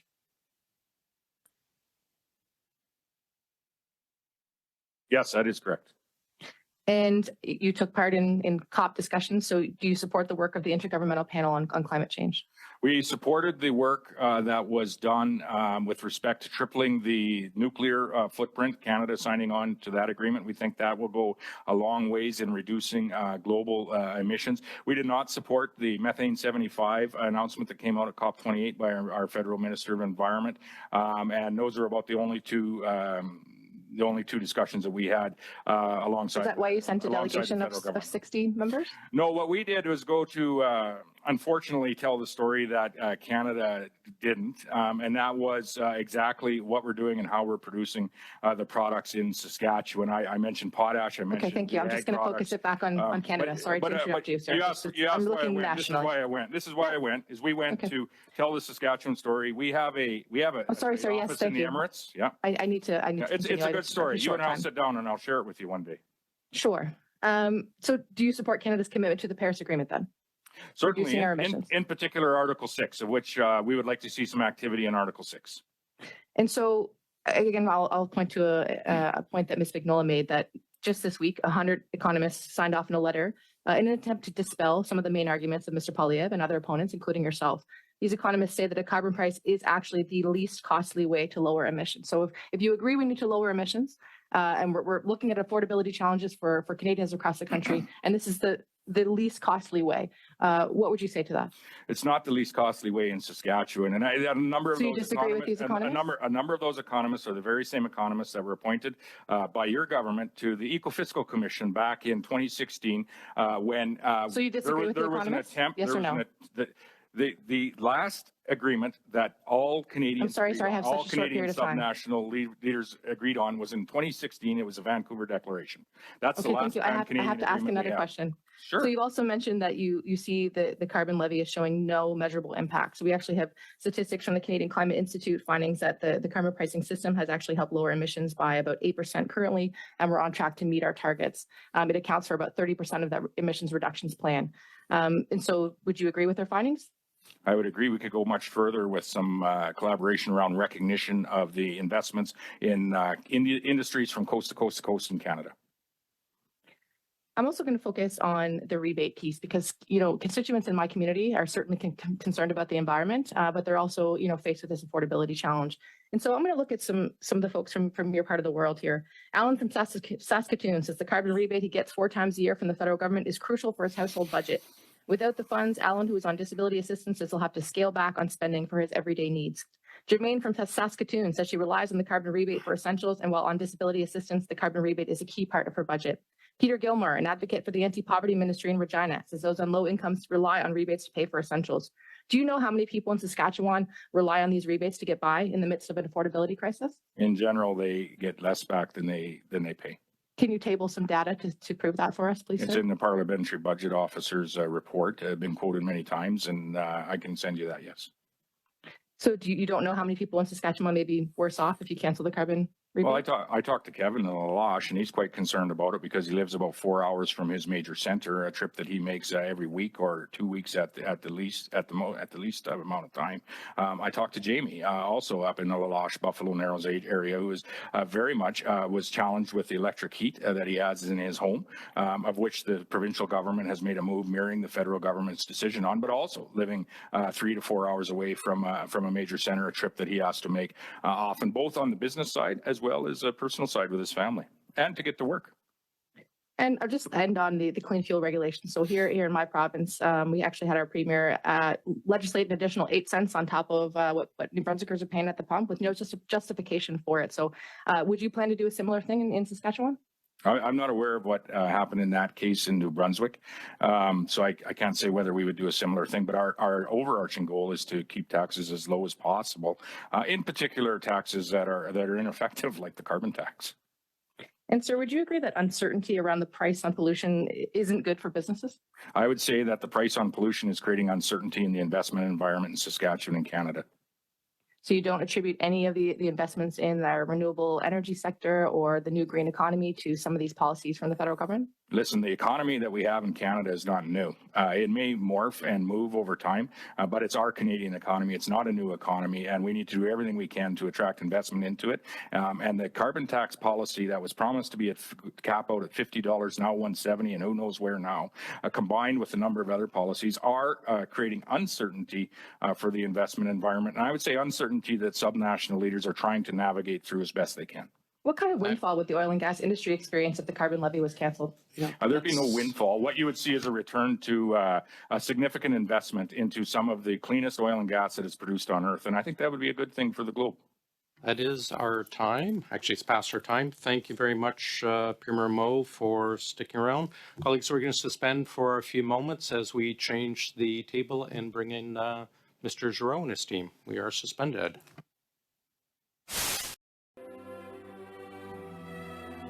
We welcome Mr. Giroux and Ms. Van der Wees and Ms.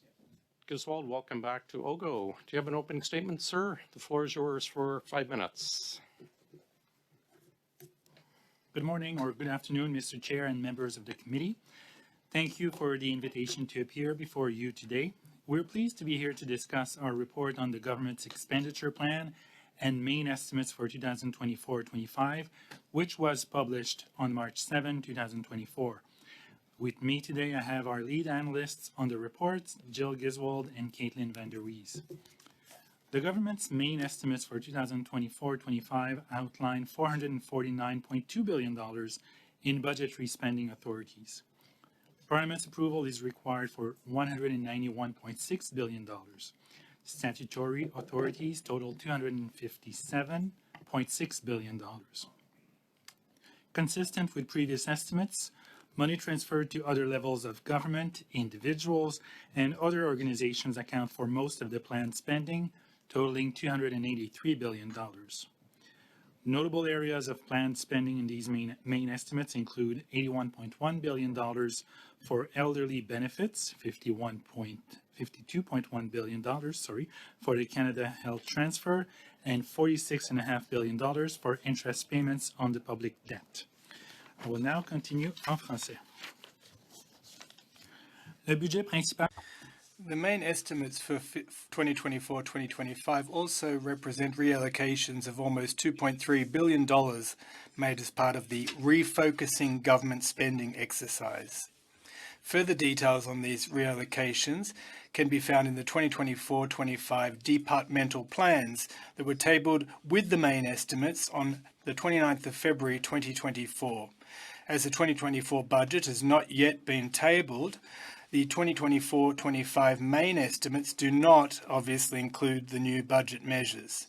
As a result, budget authorities for 2024-2025 will increase based on funding requests expected to be made in the supplementary estimates. Caitlin, Jill and I would be pleased and happy to answer your questions about our analysis of the main estimates. Thank you very much. Thank you, Mr. Giroux, and thank you, by the way, for sticking around. We'll start with Mr. Lawrence, please, for 6 minutes. Thank you very much, Mr. Giroux, and You've been in the press almost as much as Miss Taylor Swift, I think, in recent days, with respect to your analysis of the carbon tax. And so I do want to just have a discussion of this, and so we can get some clarity on your report, because I think it's been as misreported and demagogued as it has been reported. So with respect to the financial impact, the total, which includes both not only the fiscal but the economic tax and carbon tax impact, for the average family where the backstop applies, is there more money coming into Canadians' pockets or leaving their pockets? So there's two elements to that question.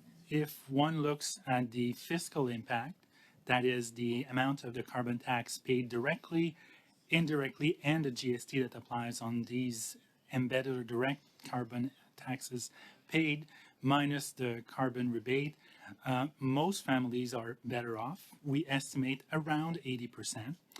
However, once we estimate also, we include the economic impacts of the introduction of a carbon tax, we find that these economic impacts of introducing a carbon tax, they'll have impacts on some sectors of the economy, the oil and gas sector, the transportation sector, for example, and investment income that will be slightly lower.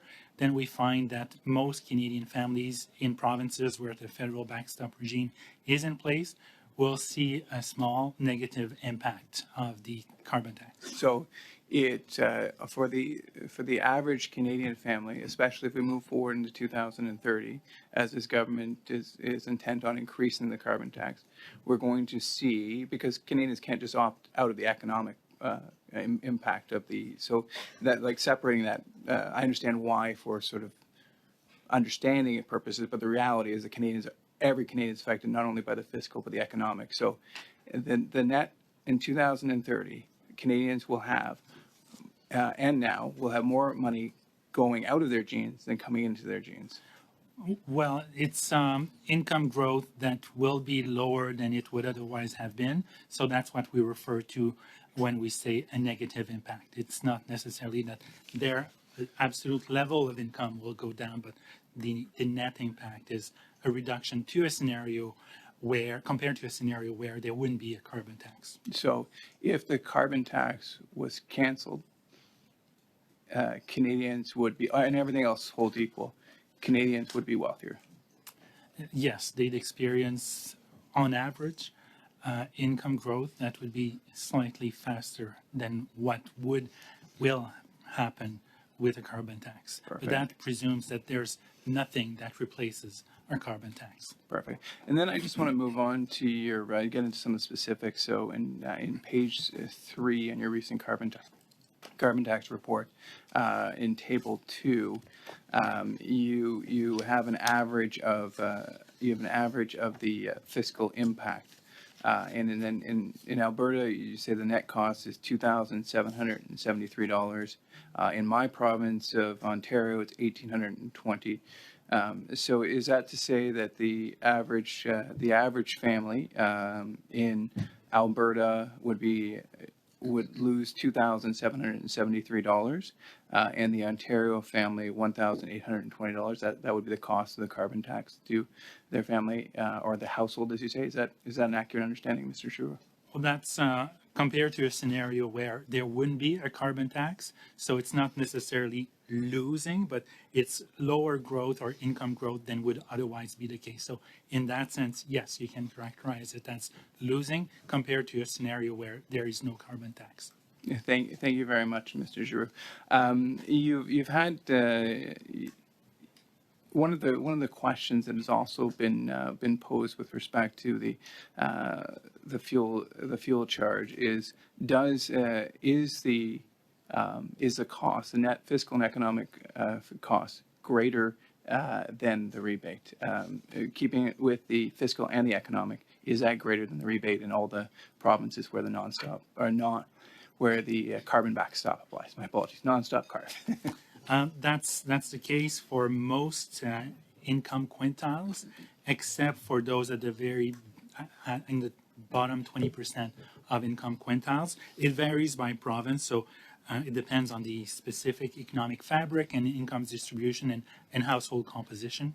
But generally speaking, One of the ways that I've heard referred to as a carbon tax is that it's sand or that is in the gears of the Canadian economy, and it's slowing our productivity. We saw Tiff Macklin come before this committee and saying it's adding a third of inflation, and Canada is facing, as the governor of Bank of Canada or deputy governor said, we are facing a productivity. Do you believe? Crisis, I should say. Do you believe that the reduction of the carbon tax would allow us to be more productive? I'm not certain about that because reducing the carbon tax or eliminating it would certainly have economic impacts, but I'm not convinced that it would do anything with respect to productivity. So it's not something that we have looked at, like the productivity impact of a carbon tax or not. I think there are many factors that come into play when determining productivity and the productivity increases or increases in productivity of specific sectors. So I wouldn't venture that far into the analysis. Thank you very much. Mr. Kuzmierczak, please. Thank you kindly, Mr. Chair. And thank you again, Mr. Giroux, for being here with us today. Always enjoy your insights and enjoy the knowledge that you share with us. You've stated when you've done your analysis on carbon pricing, you said that we need to sort of look at the broad picture, and to sort of continue on the theme of Saskatchewan here today. Last year, you look at a report on the CBC. Last year in 2023, there were 494 fires that had burned about 1.9 million hectares.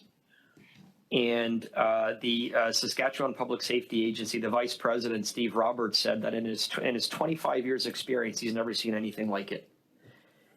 And you look at, in that same article, Colin Larocque, who's a professor at the University of Saskatchewan, has said, and I quote, "We had huge fires, astronomical numbers." And on that note, the Insurance Bureau of Canada stated that climate-related weather disasters cost insurers $3.1 billion in damage last year. $3.1 billion. Tell me, you've stated that your analysis doesn't consider the costs of climate change, the costs of doing nothing, which is what the Conservative members have put on the table, nothing to address climate change. Explain to us why you didn't look at the cost of climate change, which to me boggles the mind that you wouldn't include the cost of climate change. That is so obvious to anyone that sees the fires burning. So that's an interesting question. And in fact, I'm glad that you're asking me because it's a question that gets raised very often. My mandate is to estimate the cost of government proposals. So the carbon tax is a government proposal. The cost of climate change is a relatively new area, and we have tried to estimate the cost of climate change under two scenarios where all the commitments are fully respected globally, as well as another scenario where only actions that have been implemented are in fact implemented, nothing more. And we find that there is a cost. I don't have the numbers off the top of my head, but there will be costs to climate change and over a long period of time. The thing to keep in mind, though, is that even like greenhouse gases, they've been emitted over decades, if not centuries, and it's a stock issue as much as it is a flow issue. So two issues to distinguish here.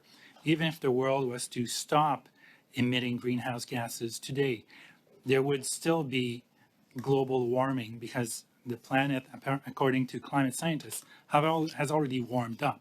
So if we were to stop emitting greenhouse gases, the forest fires that have presumably been attributed to climate change could continue and it's not me saying that, it's climate scientists. So there's that issue that one has to keep in mind, even though there have been climate elements and climate events, climate related events.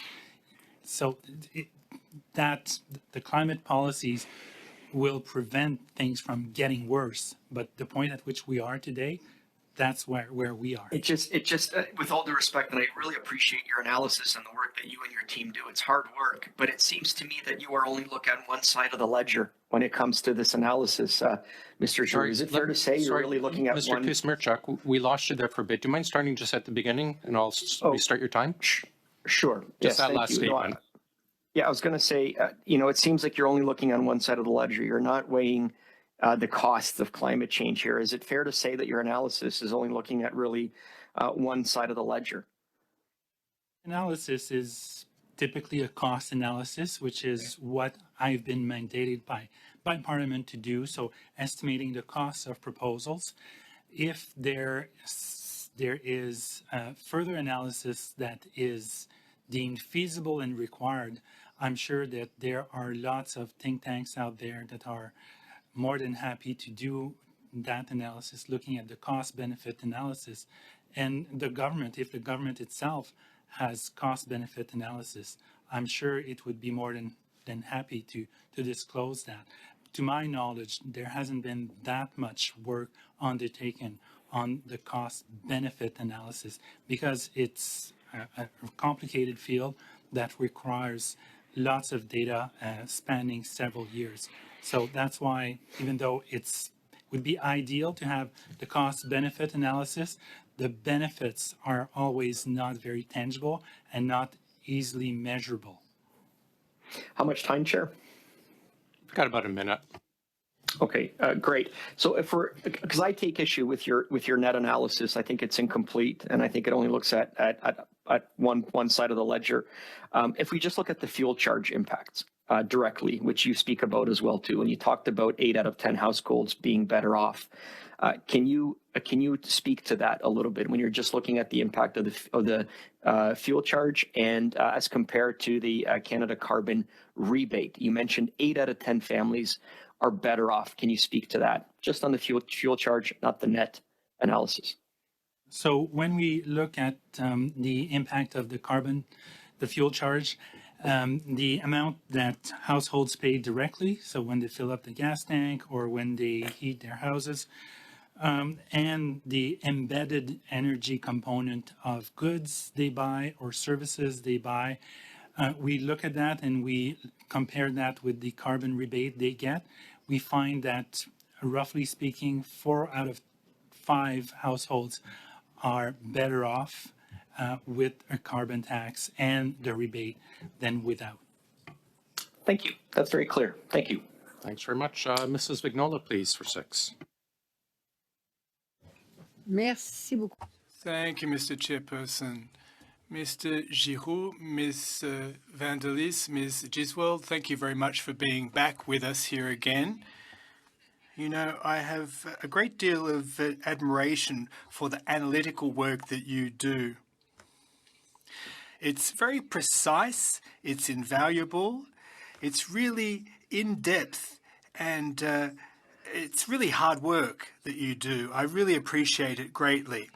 Moreover, for the main estimates 2024-2025, the government didn't see fit to put its PDF document on its own website. So you'll forgive me for saying this, but we had to refer to a CSV format, which was completely illegible, or just look at it on the screen and take notes on a piece of paper. So congratulations to you for having been able to produce your report on time, given all of those constraints and difficulties. Now, the Canada Health transfer will increase by $2.7 billion, apparently. This is a hypothesis, a supposition. The main estimates came out before the budget, which was announced, slated for the 16th of April, so everything could change. Now, let's say that there really is an increase of $2.7 billion and that the transfers will be for a total of over $50 billion, as you stated in your report. Now, were the government to meet the demands of premiers across Canada, i.e. to transfer 35% of their healthcare budget, well, what would the total healthcare transfers be? Do you have a sense? Unfortunately, I don't have the figures right here at my disposal, but a couple of years back, we did a study to estimate the share of the provincial expenditures in healthcare that was covered or offset by the Canada Health Transfer. And one of our findings that I recall quite well, in fact, is that the definition of healthcare per se had evolved over time in order to cover more services. And that, of course, it changes the total amount with a view to achieving a particular target. But unfortunately, I don't have the figures here. The main estimates that were tabled in late February, early March contains several $100 billion in spending, $449 billion, and the lion's share of that is transfers to the provinces, to organisations, and to Canadians and Quebecers. And there's $81 billion in elderly benefits in that total budgetary envelope. So what would the total of that particular transfer be were there not two categories or classes of seniors? For example, the 65 to 75-year-olds, had they gotten the same benefit as seniors over 75 years of age? Well, we don't have those figures right here at our disposal. And furthermore, it was perhaps in a previous report that we did take a closer look on those figures, but the seniors' benefits have increased to the tune of $9 billion in 2023-2024, and seniors' eligibility of 75 years and over was in fact broadened. Now, from a demographic standpoint, a lot of the old age security recipients between 65 and 75 years of age, well, the cost was probably roughly the same or slightly more, but I don't have the figures once again. Public debt is 10.4% of the budget. That's $46 odd billion.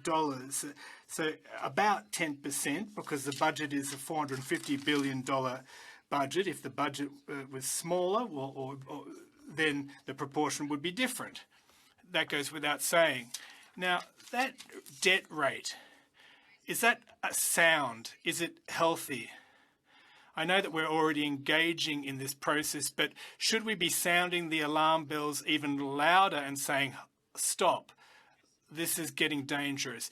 Well, that's a sensitive issue to respond to in absolute terms. From an historical standpoint, if you go back to the 90s, there were debt servicing costs that required about a quarter of federal revenues, or a third rather, and that was alarming. It's far less alarming nowadays, given that that proportion of federal revenue is much smaller. Now, that said, we could be using $46 billion in many other ways were we not saddled with this kind of debt. So I guess there's a couple of ways of looking at it. Overall, it's not a huge number, nor is it a huge number in terms of the historical backdrop, but $46 billion nevertheless is more than what is allocated for national defence, more than what is earmarked for elderly benefits, and it's a tad less than what the federal government gives to the provinces for healthcare services, and including the budget for healthcare in Quebec, says Ms. Vinola. Luis, please, back to you, sir. Merci beaucoup, Monsieur le Président. Thank you very much, Mr. Chairperson, and thank you, Mr. Giroux, to you and your whole team for working with us today in this study. And I get the sense that one can ask, finally, questions that have to do with the actual mandate of this committee today, which is a relief. Now, Mr. Giroux, there's a huge housing crisis that's been getting worse over the years, and I'd like to hone in on, and I want this to be in the committee's minutes and transcript, this crisis is even worse in the First Nations communities. And we're having trouble meeting our objectives in terms of providing housing, both in terms of number and quality housing, to Indigenous communities. Now, in 2015, 2022, it went from 20.8% to 17.5% of First Nation homes that require major renovations and retrofitting. The number of houses that need to be replaced hasn't gone down, it's increased over the same period. And as far as the building new housing units is concerned, only 20% of the total volume required to make up for the to be in line with the Canadian average. So in terms of building housing units, it's going to, the budget envelope will be going up modestly. Now, how do you feel that the federal government can actually attain the objectives that it set for 2023 with those kinds of cutbacks to Indigenous housing? Well, that's a very good question. Unfortunately, I don't think that I'm the person who's best placed to respond to that question. I.e., how should we attain those objectives or meet the needs of the First Nations and their housing?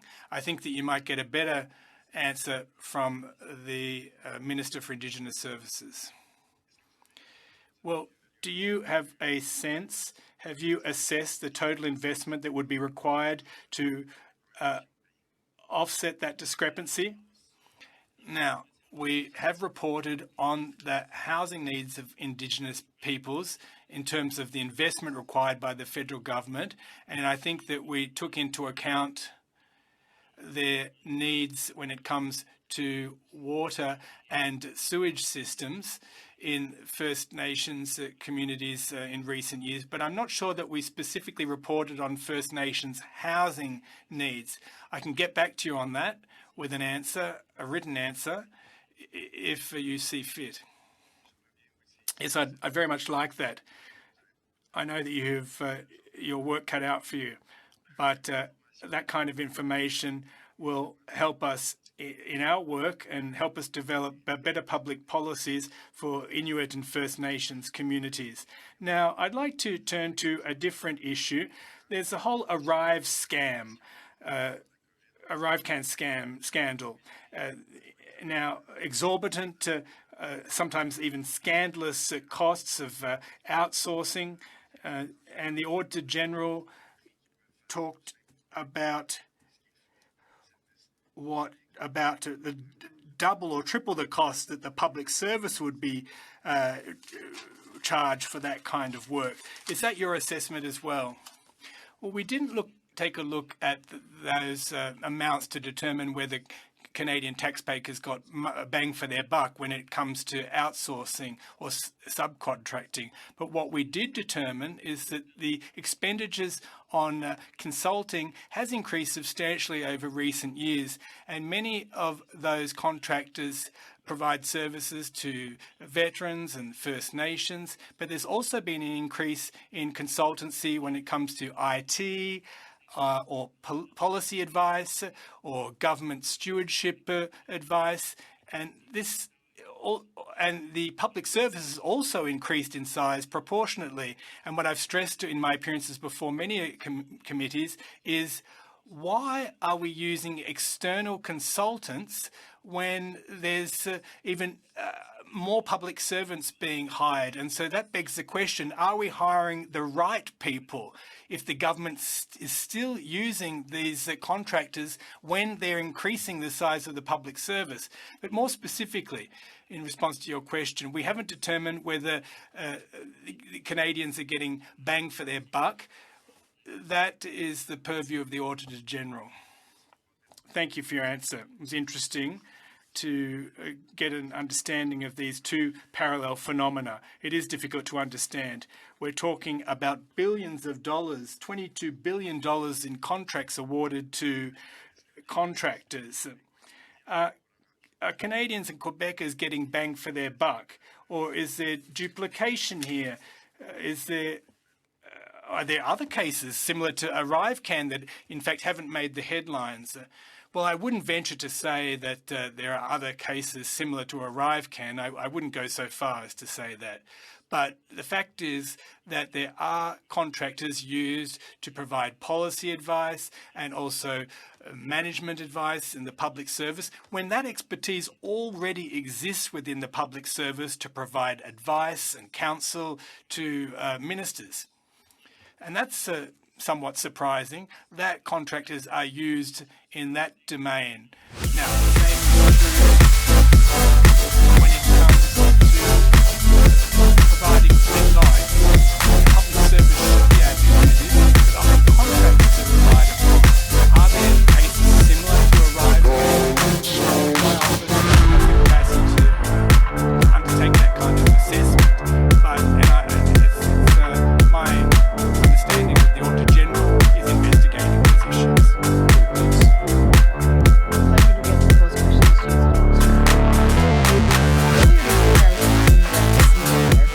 Working full-time along with a side hustle from home, and 100% of her income is covering her mortgage. She relies solely on food banks and her credit card that is maxed. It's getting increasingly difficult. StatsCan report on food insecurity released in November of last year referenced female lone parent families, or single mothers, as one of the highest groups, with 48% experiencing food insecurity. So food insecurity means more than just a child going hungry each week if their parents cannot afford the groceries. Kids experiencing food insecurity are less likely to get the nutrition they need to grow healthy and develop, and they're more likely to develop mental health problems. When food prices go up and there's less money in the household budget, there really are significant impacts on health and wellness.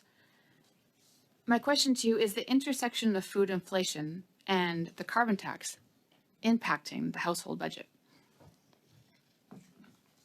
So a question that is quite valid, but it's something that we have not looked at specifically. So we have done work on the carbon fuel charge, the carbon tax.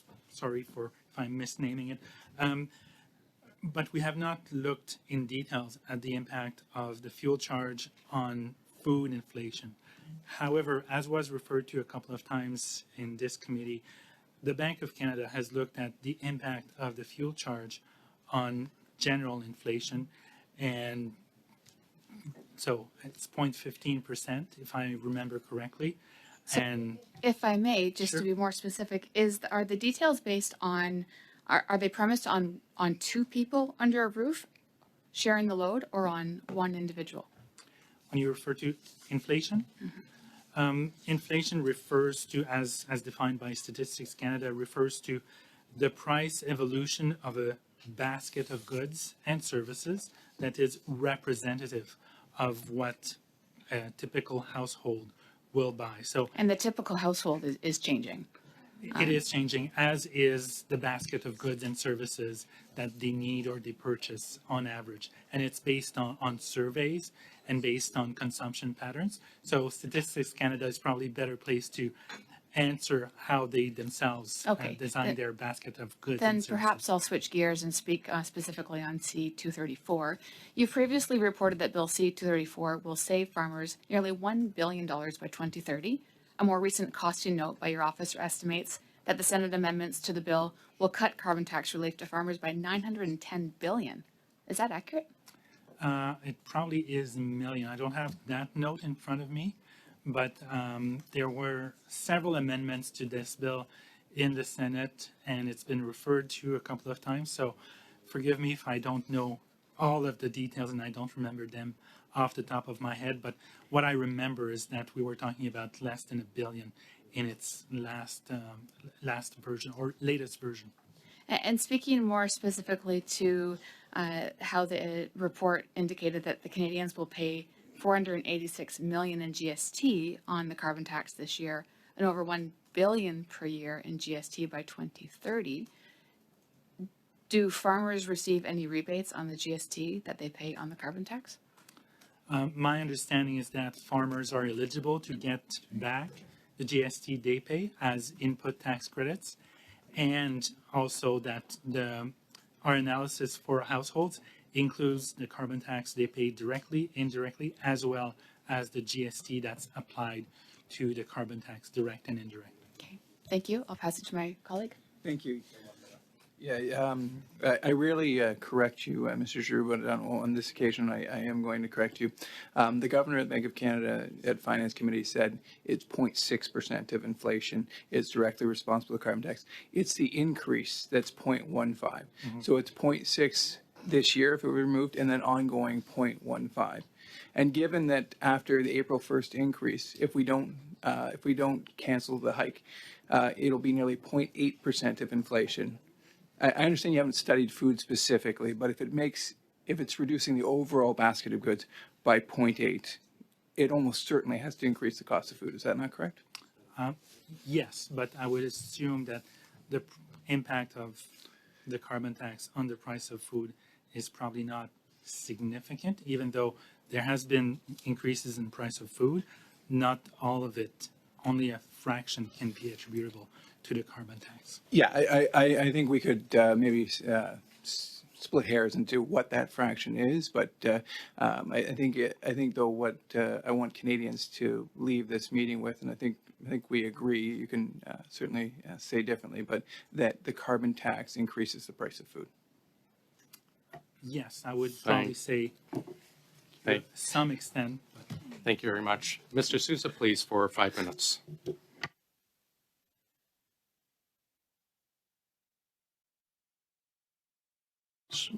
Sorry, you're not coming through, Mr. Sousa.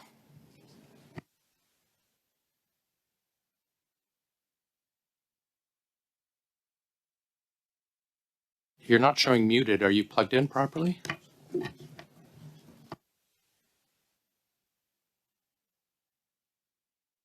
Mr. Sousa, I think we're going to go with Mr. Drouin, and then we'll finish with you.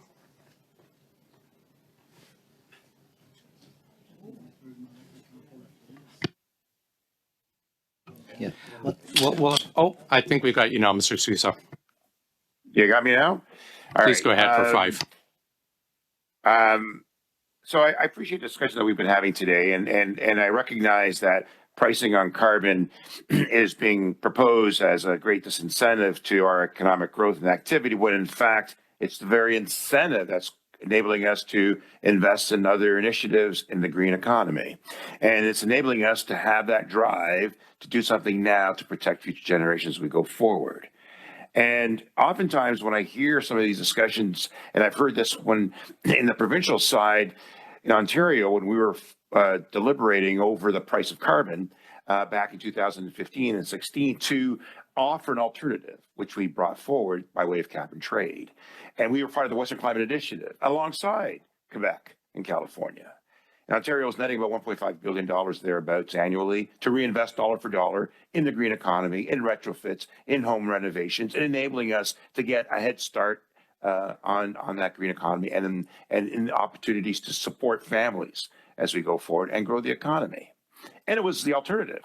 It exempted Ontario from going through a federal carbon pricing system because we already had initiated one.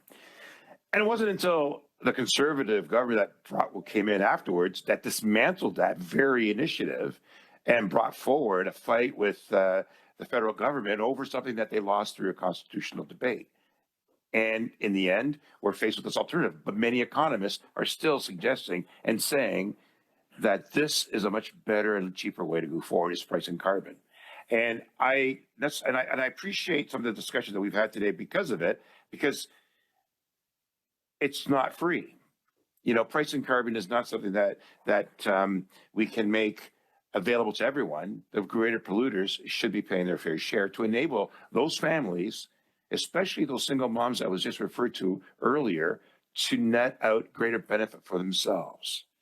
And I know and I appreciate your reference to the fact that 4 to 5, 8 out of 10 average families in Canada will benefit through their rebates in respect to this. And while at the same time enabling us to cause the higher polluters to pay their share and provide the incentive now to bring forward a new economy, like we have in Saskatchewan, with the alternative sources of trade that enables us to provide for cleaner alternatives. And that wouldn't exist had we not put these incentives in place in the first place. And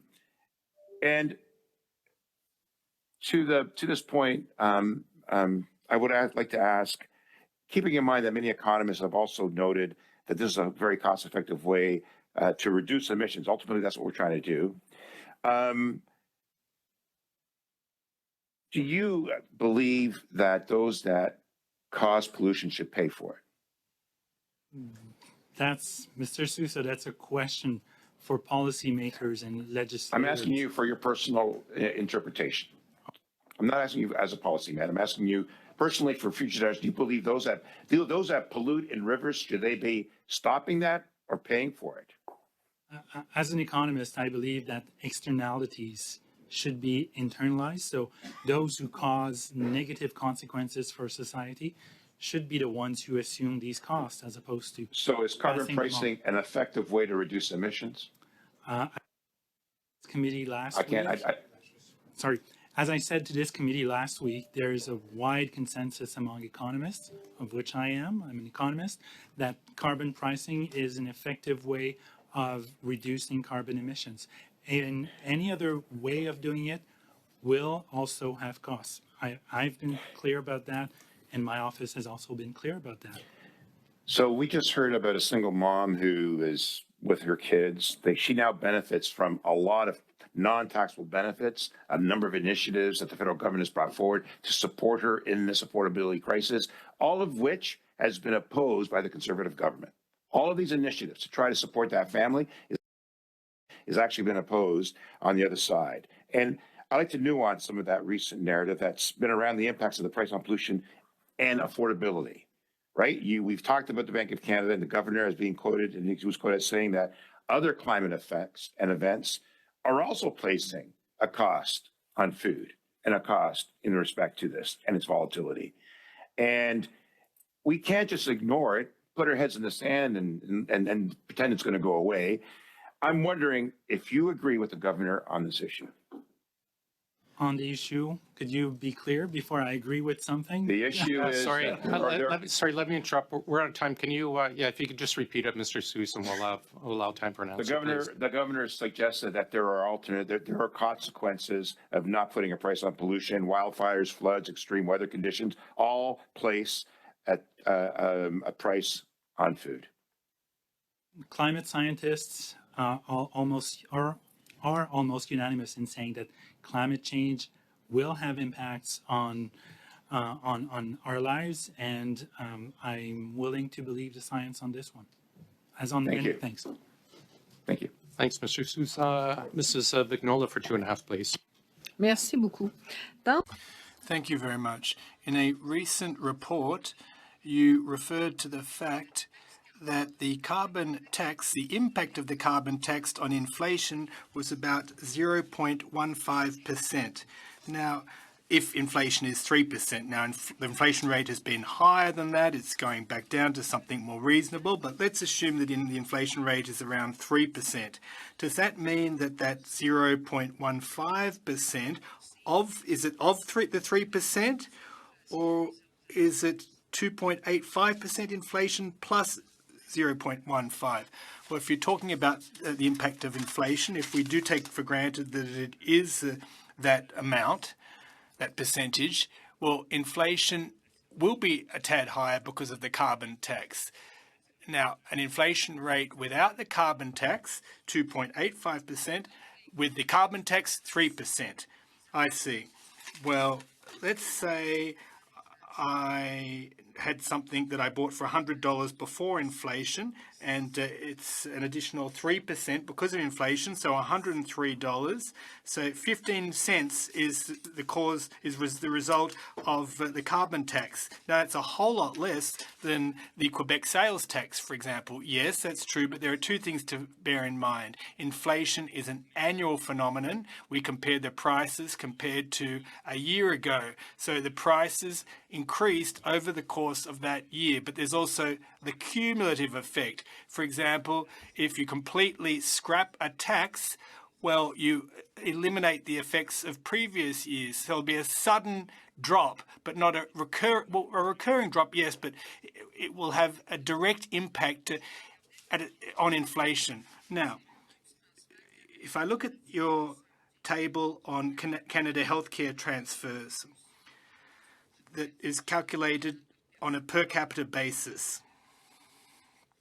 Now, the question that crossed my mind is this: does that calculation factor in refugee claimants when it comes to the number of residents in Quebec or in any particular Canadian province?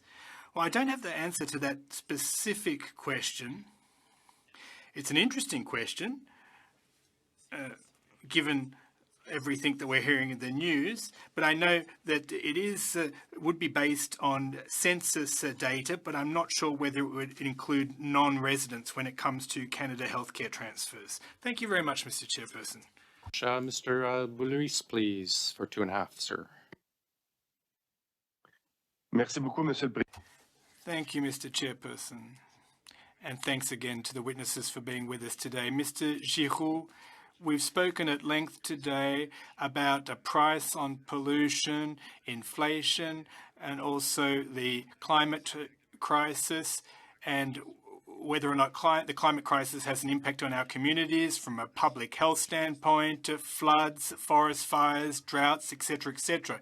Is it possible to get our hands on an overall assessment of the economic impact, the financial cost to the federal government with this effects of climate change that are just increasing exponentially over the recent years?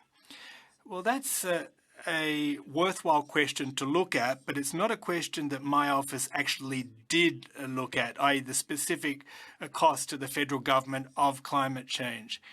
And I know that it's a matter of interest for many institutions in Canada, and also globally.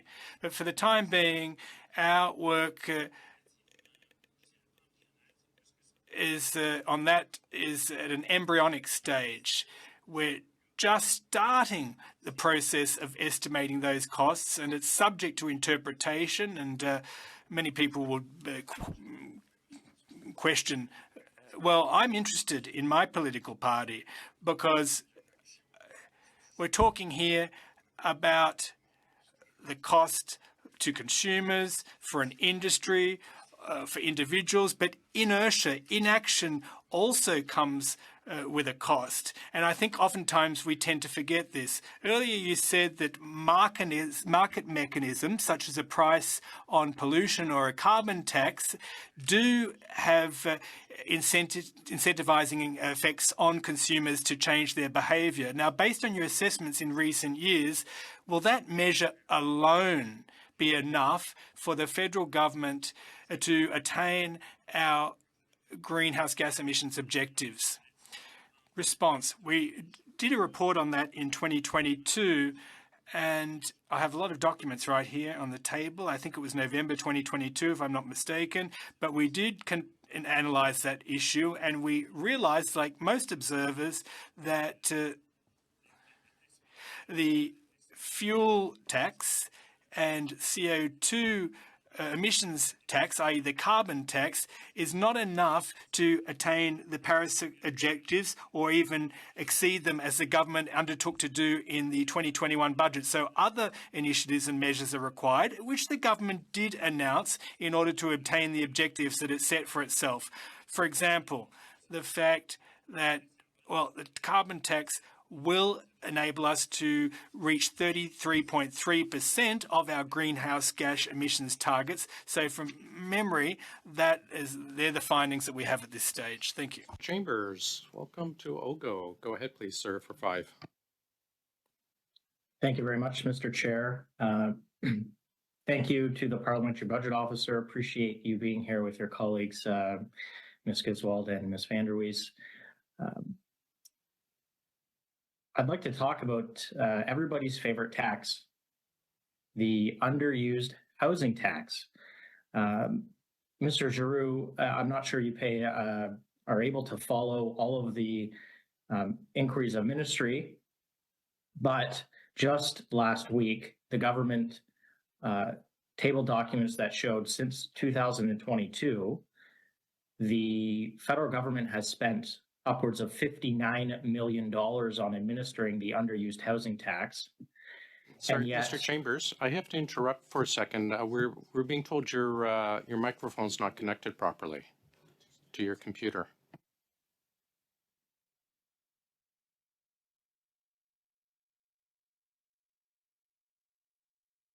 I apologize, Mr. Chair. I believe that's likely a little bit better.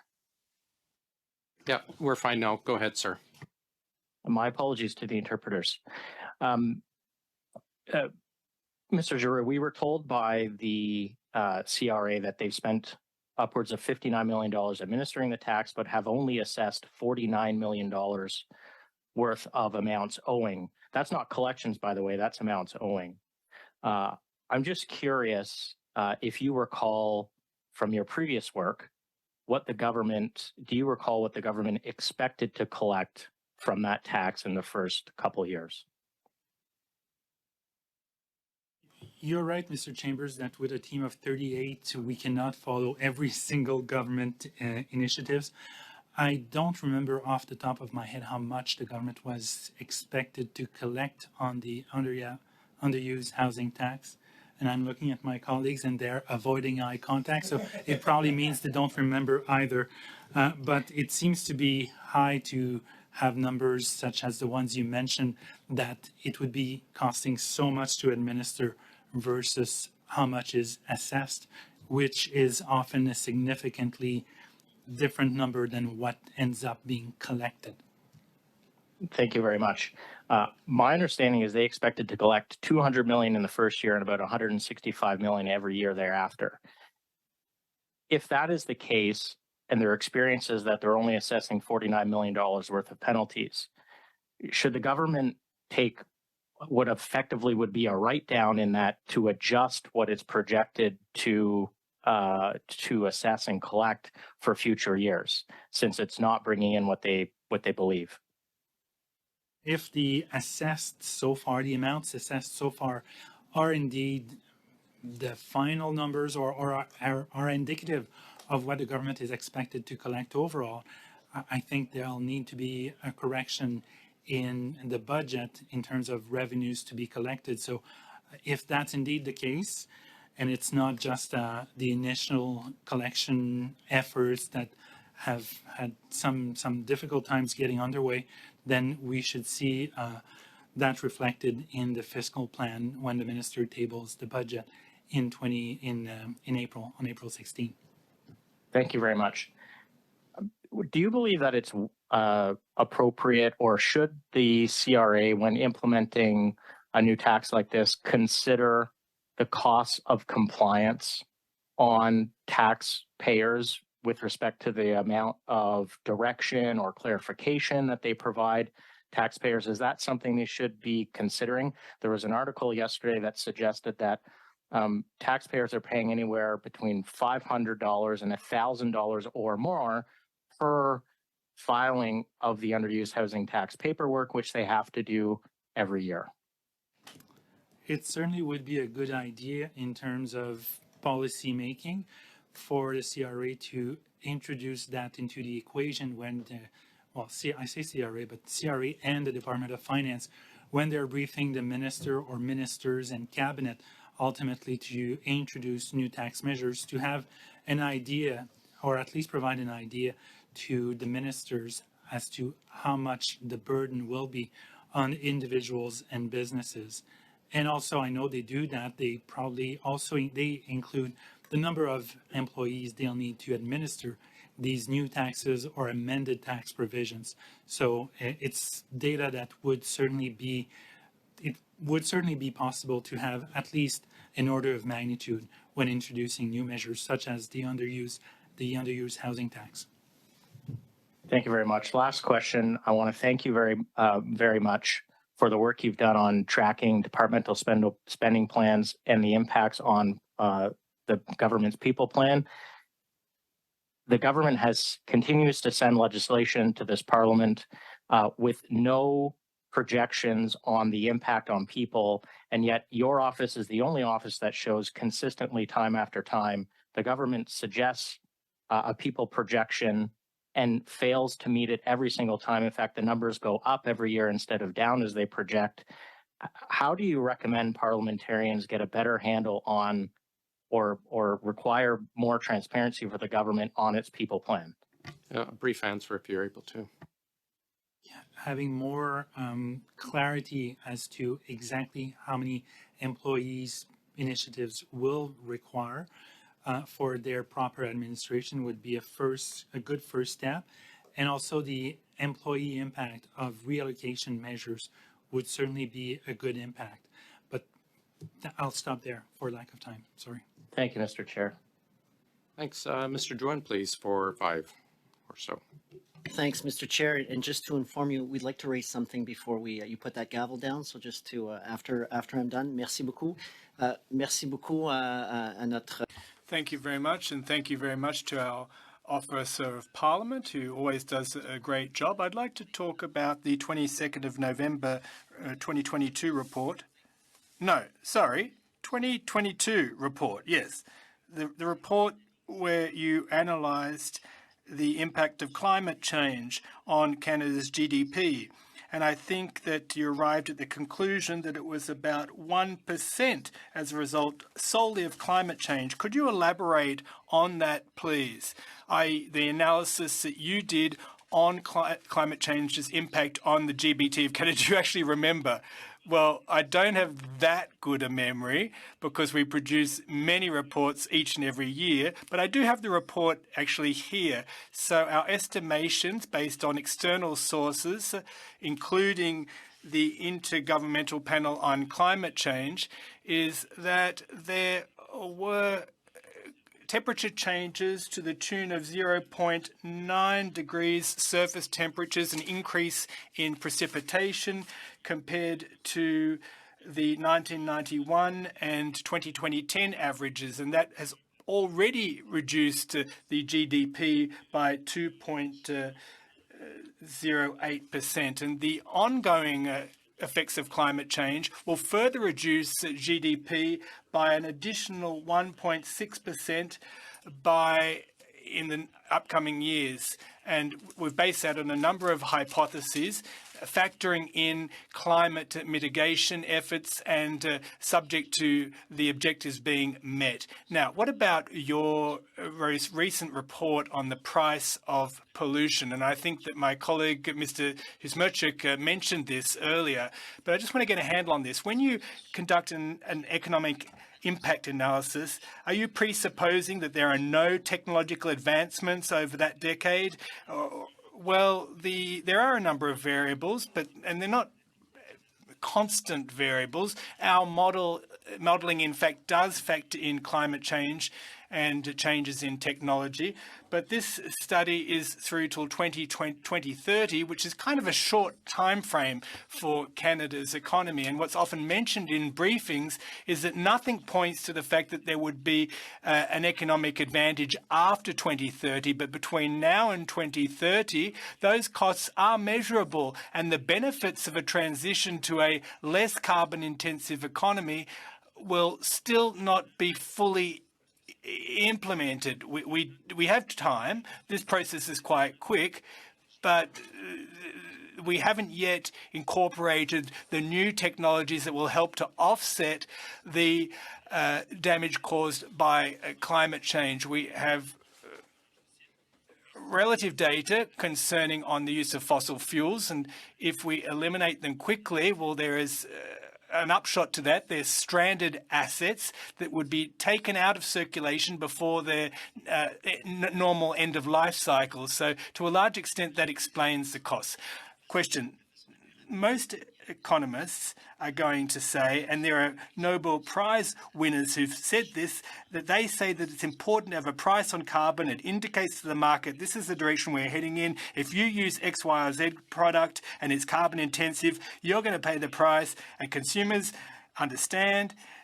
They know that, they're better off if they buy an electric vehicle because they know that they're not going to have to pay for gas, for example. Now, in your analyses, do you look at those kinds of factors? Response.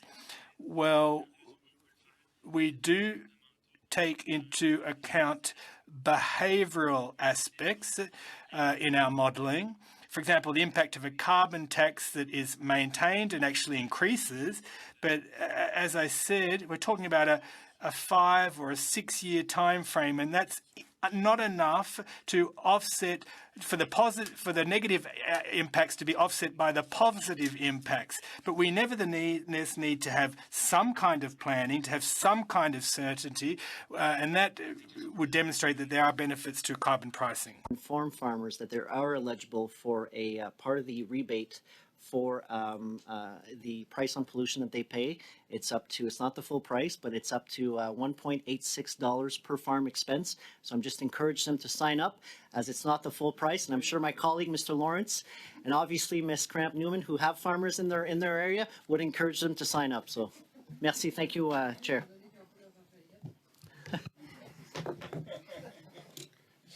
That was a wonderful plug, even if it was a few seconds over. And thank you for joining OGGO and making that plug. We should charge you attendance fee for that. With that, we thank Mr. Giroux, Ms. Griswold, Ms. Van der Rees, as always, for joining us. Appreciate your time. And I think Mr. Sousa. Yeah, Mr. Chair, I'd just like to confirm the motion that was brought forward earlier today, outlining the procedures and process by which we proceed going forward. And I've not received any idea. There's no one on this committee that's been notified of a meeting anytime soon. We don't know what witnesses are coming before us. So I just want to confirm with the committee and with you that, in fact, we have no more meetings this week. Is that correct? No and I want the committee to, and I want the members to engage here. Yeah, notice is out for the meeting tomorrow, Mr. Sousa. Pardon me? The meeting notice is out already for tomorrow and went out before today started. But that's not now in compliance. Is that correct? You don't have agreement here.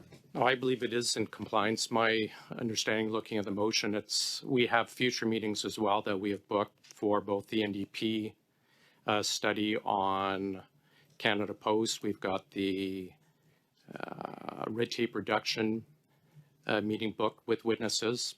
I assume that we look at the motion as for future ones that we are starting, that we will follow this.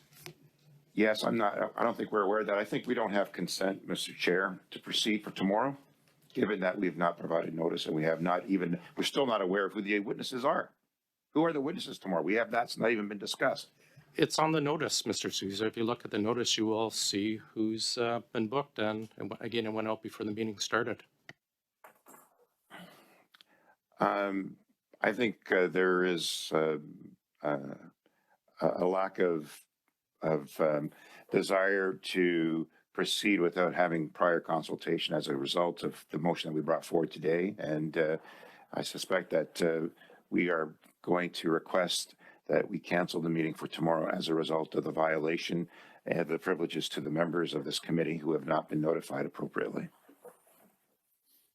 Okay, well, thank you. I've got several others speaking. I have Mr. Chambers, then Mr. Kuzmierczuk, then Ms. Atwin. Thanks, Mr. Chair. Look, my view is the notice has already gone out for tomorrow before we pass that motion. So if the member or the government members wanted to be very clear, the motion they brought forward was actually silent on what we were supposed to do about tomorrow. They could have easily made that clarification at that time. And so I leave the discretion to you as the discretion of the chair, which is used at every other committee, by the way. You know, to the extent that government members are upset about this, perhaps they should be careful because it's their committee chairs at other committees who take much greater liberties with the standing orders with respect to this. Thanks. And I appreciate it. And I will note out again, you know, for example, actually both upcoming studies, we've had to extend witnesses. And actually, I've also had to go in and fill witnesses for both an NDP and Liberal study. So it has happened before where I've had to go out and find witnesses. But again, Mr. Chambers is right. It did go out before that. But go ahead, Mr. Kuzmierczuk. Yeah, I was just going to say, again, I disagree with how the meeting tomorrow that's scheduled was organized. We were not consulted. We were provided no opportunities for instruction. There was no consultation. There was no discussion. It doesn't provide us the time we need to prepare for an important meeting. Every meeting is important, but especially meetings such as that one with the witnesses. And this is not how we've conducted business in the 5 years that I have been on committee. And so I am simply registering my absolute wholehearted disagreement with the way all of these meetings have been scheduled this week.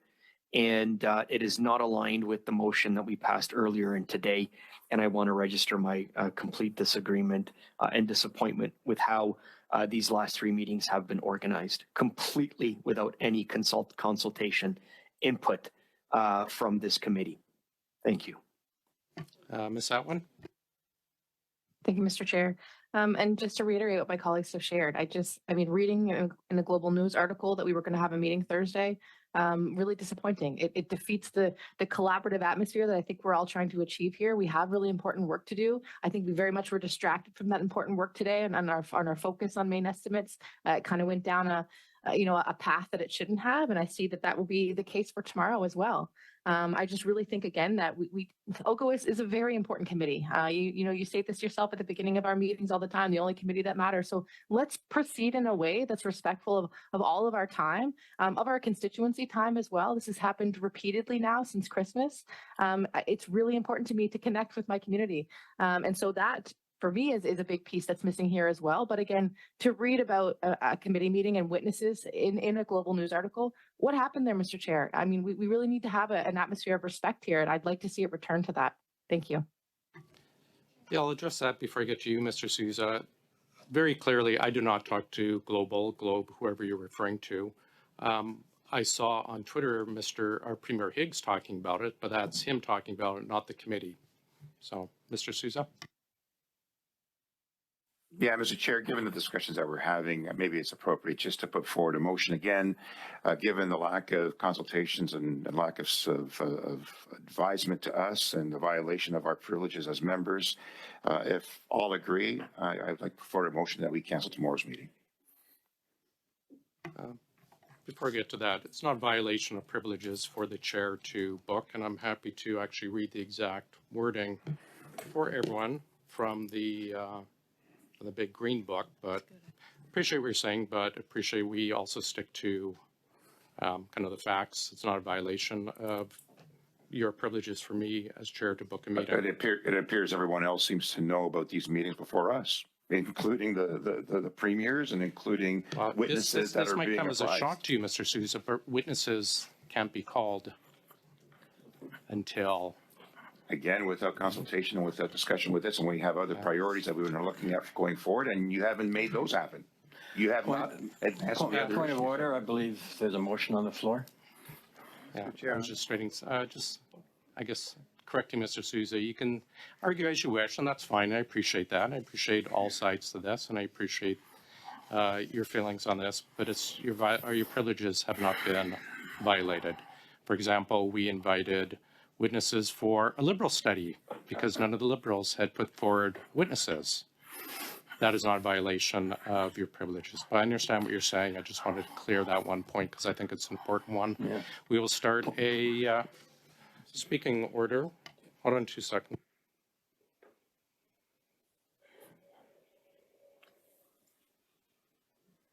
So this is on. Just a point of order there, Yeah. Mr. Chair. Sorry, just before we get to that, we are on I see Mr. Drouin has his hand up, but we're going to get to Mr. Sousa's motion just brought in. But I have a point of order first, Mr. Lawrence. Yeah, we are not currently in committee business, and this is not of the subject matter, and so I believe that this motion is out of order.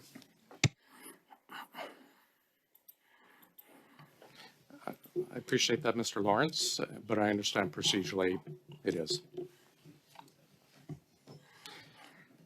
Mr. Kuzmierczak on Mr. Sousa's motion or a different issue? Yes, on this motion. Go ahead, sir. Mr. Chair, the trust that is fundamental to the work of this committee has been broken. The principle of collaboration that underpins all of our work here on Parliament Hill and in this committee has been broken.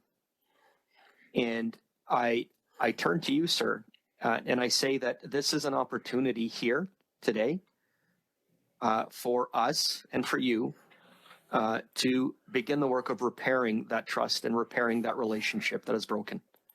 And I do place that on your shoulders, sir.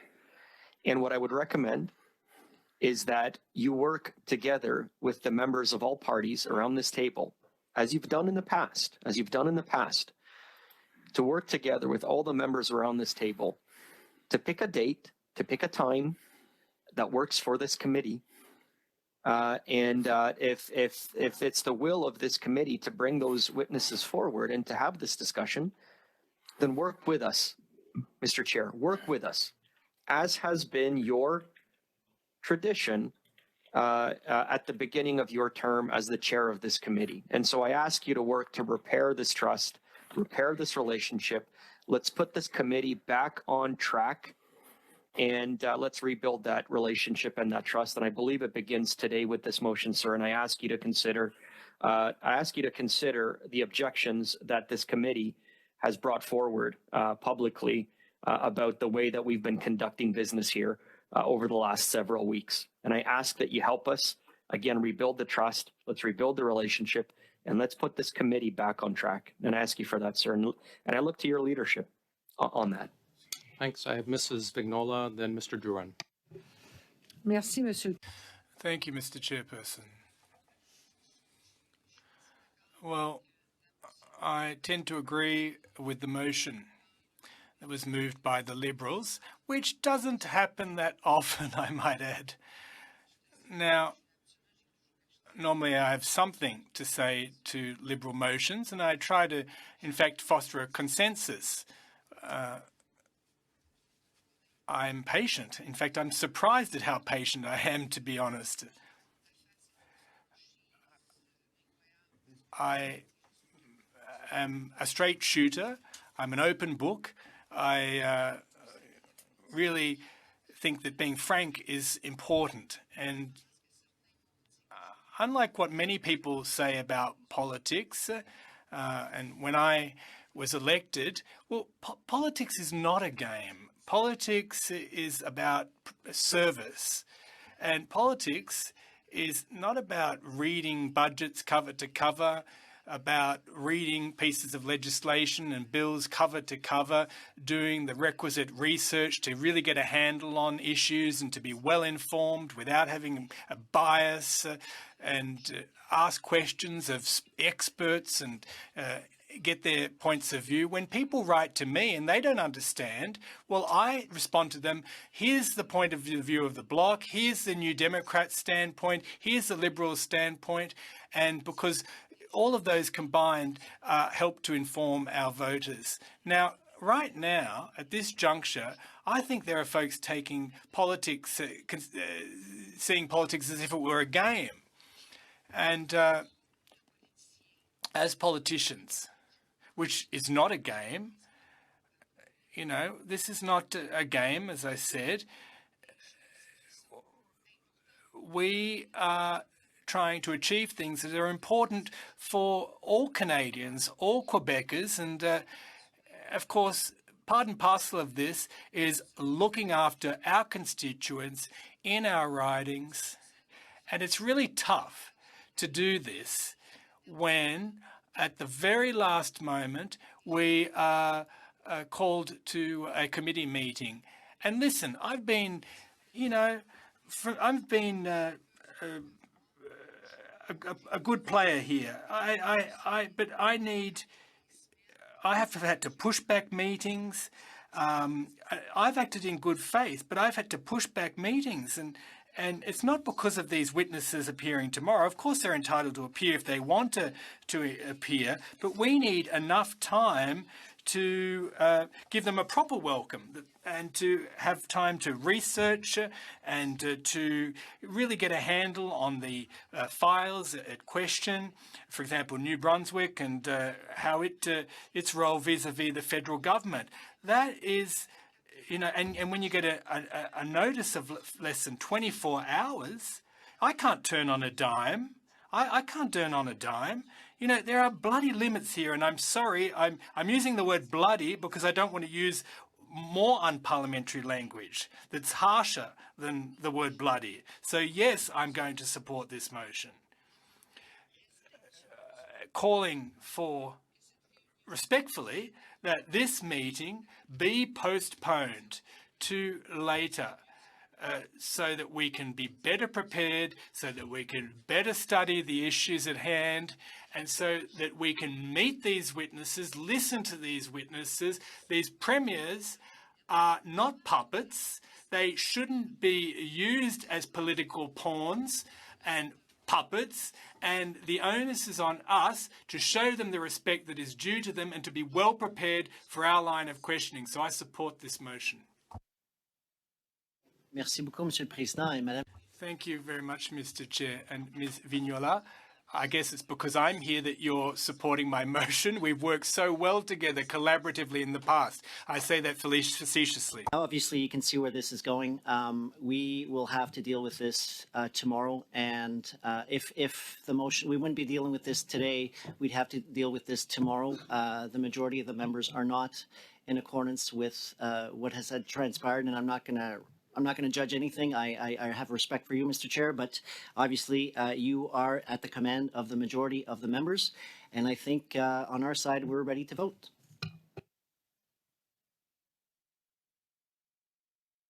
Mr. Lawrence?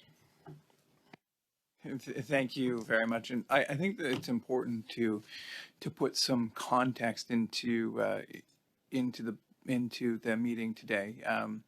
When we look at the carbon tax, we heard today testimony from the PBO. We've heard testimony from the Governor of Bank of Canada, both nonpartisan experts in their respective field, that the carbon tax is in fact causing individuals to go hungry. It's causing children to not be able to eat at night and go to bed hungry.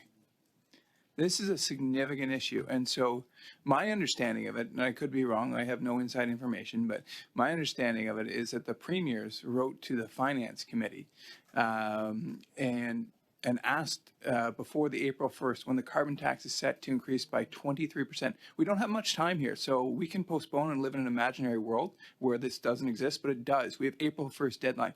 They wrote to the Finance Committee, the Liberal Finance Committee, and he deemed it that it was inappropriate, that somehow the premiers, that millions of Canadians should not have a voice, that we should just all sit here and watch children not be able to eat at night because it might upset our schedule?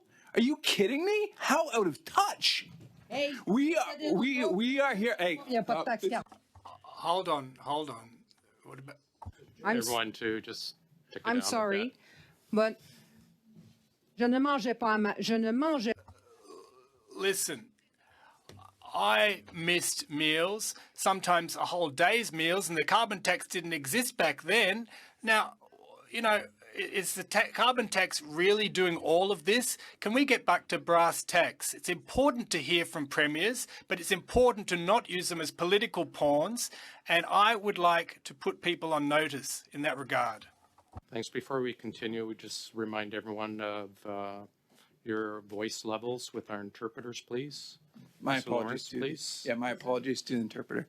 But I'm not apologizing for my comments because they represent the reality. We heard today from the parliamentary budget officer that the carbon tax is increasing food. We're facing an affordability crisis. I met yesterday with a single mom, has a couple kids, whose mortgage eats up her entire paycheck. So she has to use a food bank. Like, this is not a laughing matter. This is serious, guys. And premiers wrote to the finance committee, and the Liberal chair decided that their voice wasn't important, that the millions of Canadians that they represent didn't count. And so, yes, our chair followed proper parliamentary procedure and called a meeting so that the premiers, the leaders of millions of Canadians, could testify from New Brunswick, Nova Scotia, from Saskatchewan, from Alberta. I'm sorry that we had to move around our schedules. I know that we're all very busy, but millions of Canadians want to express their view that the carbon tax is hurting families and it's hurting Canadians. And so, yes, I don't think it's asking too much for 12 members of parliament to move around their schedule for their voices to be heard. Thank you, Mr. Chair.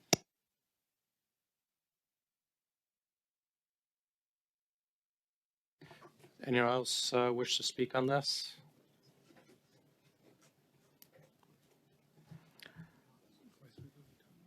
Sorry, is Mr.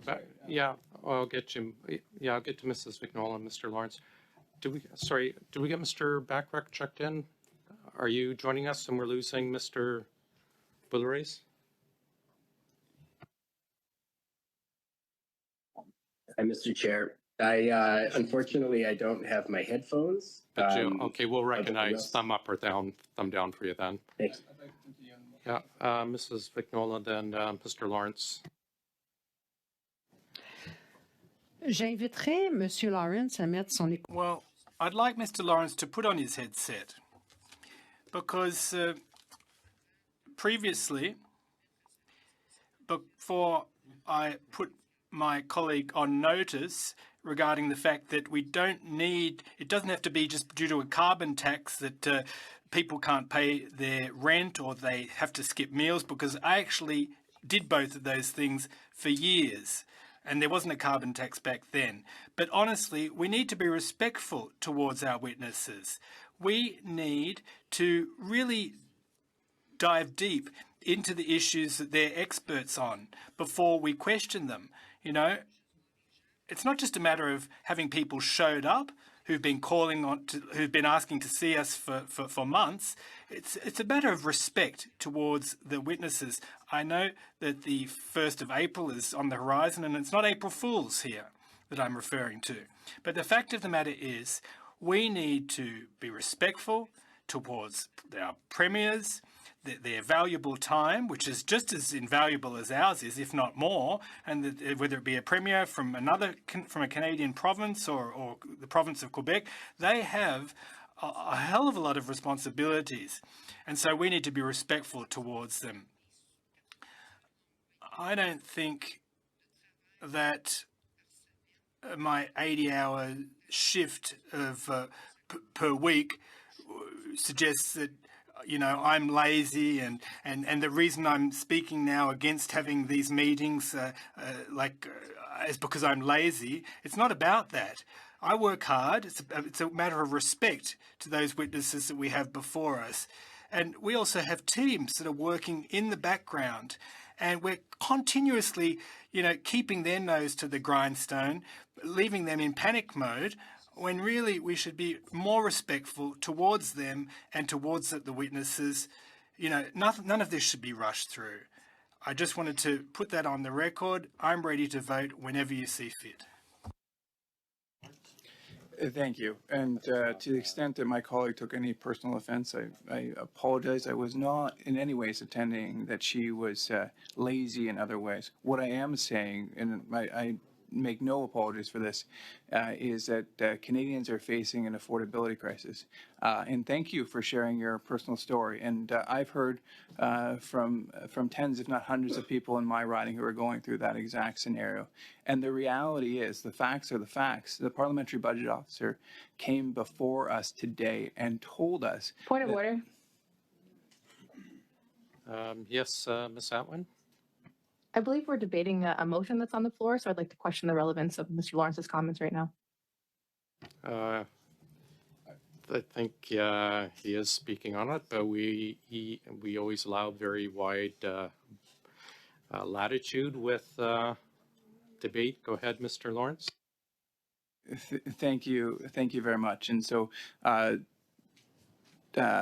just to respond to that, what I'm talking about is the carbon tax, which is what the premiers wrote to the Finance Committee about, which was the genesis of the situation of which we find ourselves to right now.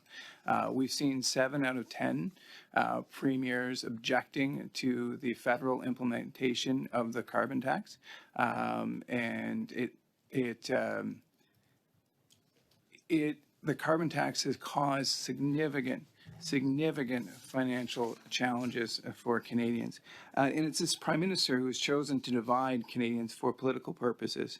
It's this Prime Minister who said that Canadians in one part of the country have to pay the tax while others don't.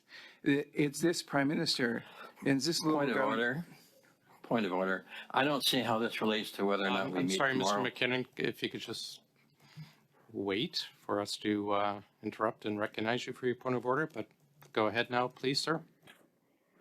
Sorry, I don't really see the relevance of how this relates to our decision before us to meet tomorrow or not. Thanks. You can continue, Mr. Lawrence.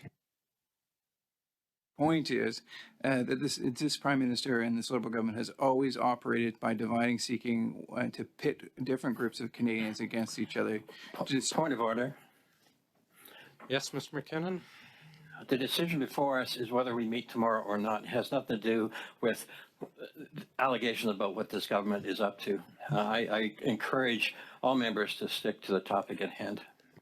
I'm afraid that's not for you to encourage other members, but we take your point, Mr. McKinnon. Mr. Lawrence, you can continue, sir. Point of order. It is entirely my I'm sorry, privilege Mr. McKinnon. If you wish to have a point of order, that's fine, but please wait till I recognize you. Very well. Go ahead on the point of order, please, Mr. McKinnon. I will challenge the chair. It is entirely within my purview to urge the members to take whatever action I deem appropriate. It's not up to the chair to criticize me on that basis, but I certainly do encourage all members to realize that we have before us a decision on whether or not we meet tomorrow, and I think we need to adhere to that motion. That's fine, Mr. McKinnon, but I don't think it's for you to decide on the relevance, as we've stated before, and many times in this committee and others, that we always allowed a rather wide latitude in discussions, especially in debate. But I understand your point. Please, if you could just wait for me to finish my commentary, Mr. McKinnon. But as I said, we always allow a very wide latitude on these issues. I was going to refer back to Mr. Lawrence, but go ahead again, Mr. Point of McKinnon. order. Yes, I am not deciding what is relevant or not. I have expressed my opinion as a member, subbing into this committee that this discussion is not relevant. I'm entitled to make that observation, and I'll let it rest there. Okay, then. Mr. Lawrence. Thank you. Thank you very much. And so the point that I'm making, and I do appreciate my Liberal colleagues listening intently to my commentary, but I will sort of, for their sake, sort of, I guess, distill this down into the relevance. So as I said, I believe it was 4 premiers that I've seen media reports on have written to the Finance Committee to ask to talk about the impending increase in the carbon tax. Thus, the urgency is April 1st when it goes up by 20%, 23%, I should say. We've heard testimony today from the Parliamentary Budget Officer that it increases the cost of food, that on average, a family in Ontario, Alberta, everywhere the backstop applies are out money. In some cases, thousands of dollars. Right from his report from the PBO, the fiscal and economic net loss in Alberta for the average household is $911. In Saskatchewan, it's $525. In Manitoba, it's $502. In my province, the beautiful province of Ontario, it's $627. It's in Nova Scotia, it's $537. In Prince Edward Island, it's $550. In Newfoundland, Labrador, it's $377. We're at an affordability crisis. People are barely getting by, and I guarantee you that every one of the MPs on here has gotten emails, letters, or calls from distressed constituents that are finding it difficult to get by. And Mr. Chair, point of order. Just again, getting back to relevancy as tomorrow's meeting. I understand where Mr. Lawrence is coming from. He's not a regular member, so if it was so important for regular members of the Conservative Party to show up, they would have shown up. I believe it was Jack Layton who said, if you want a promotion, you got to show up to work. They didn't. I'm sorry. And Mr. Lawrence knows he's had tremendous respect for me. This meeting was called at the last minute. And I just want to inform the committee members of the consequences of, if we don't treat this motion today, the premiers will not be testifying tomorrow. There will be a motion to adjourn. You can feel the majority of the members are not on side with what happened. I'm just saying, out of respect for the witnesses that are supposed to show up, that nobody consented in this committee, this is what's going to happen tomorrow. So we ought to deal with this today out of respect. And then at some point, the committee, if they wish, they can pass a motion to have the premiers reappear at a point where all committee members are in favor. Merci. Thanks, Mr. Jordan. Continue, Mr. Lawrence. Thank you. Thank you. And as I was saying, is the carbon tax is a substantial and pressing issue. And the reality is we're not living in a vacuum. The carbon tax isn't a policy that's being proposed for a year or 2 years or 5 years down the lane. The carbon tax is hurting people right now, and it's set to increase by fully 23%. The premiers of our great country, four of them, have asked to speak to parliamentarians. I am more than willing and more than able to schedule my time in order to be here. And it's completely within parliamentary rules to have any four conservatives that they want on this committee, Mr. Druin. So we regularly sub in and sub out individuals for various different reasons. And so that's not unusual at all. Certainly in Finance Committee, where I am a regular standing member, we've had numerous different members from the Liberal Party, from the NDP, and from the Conservative Party, as well as the Bloc Québécois. The reality is this is a time-sensitive, pressing concern. April 1st, the carbon tax is going to increase by fully 23%. We've heard from. Point of order. Excuse me, Mr. Lawrence. no Ms. problem. Atwin? I would ask that this is quite repetitious. So if you could make a new point, perhaps, that would be helpful. Thank you. Thanks very much. Mr. Lawrence? Thank you, Ms. Atwin. And I do apologize. I probably did lose my train of thought through the numerous disruptions. But getting back to where I was, and so when we look at 2024, I went through the various net loss, the money coming out of Canadians' pockets when they can least afford it. In fact, GDP per capita since 2014 has not increased a dollar, not a penny, not a percent. In the United States, it's increased by nearly 50%. Canadians are getting poorer, and then this is a sucker punch. Point of order. Go ahead. Thank you, Mr. Chair. Once again, I fail to see the relevance of this to the question at hand. Also, I fail to see the relevance of having any premiers speak to us on estimates. It's a matter, it's totally out of their purview. And totally out of the realm of legitimate action for the OGGO committee. Okay. I find it funny you're talking calling relevance on the motion and then refer to something else, but I appreciate that. Mr. Lawrence, we'll go back to you. Thank you very much. As I was saying, Canada is in Point of order. Wow. Go ahead, Mr. McKinnon. 2 words. So my comments on relevance have to do with the current speaker's speech and how they're going on way off topic. And the question before us is whether we should have a meeting tomorrow. And the matter being brought forward is that these premiers are going to speak to us about things that are not on the docket for the OGGO committee itself. It has nothing to do with estimates. Thank you, Mr. McKinnon. Mr. Lawrence, go ahead, sir. Thank you very much. And so just to circle back once again to inform my colleagues on the other side, the primary subject of the meetings that are scheduled, that is the subject of the debate of this motion and the larger sort of argument or debate is the carbon tax. So I'm going to talk about the carbon tax. So they can continue to object to that, or they can just acknowledge the fact that a motion about carbon tax, you can talk about carbon tax. So when we look at point of order, Mr. McKinnon. The member says he's going to talk about carbon tax. I remind the committee that the question before us is not about carbon tax. The question before us is whether or not we're going to have a meeting tomorrow. On the same point of order, Mr. Chair? Sure, go ahead, sir. Thank you very much. With respect to relevancy, I believe the meeting tomorrow will talk about the carbon tax.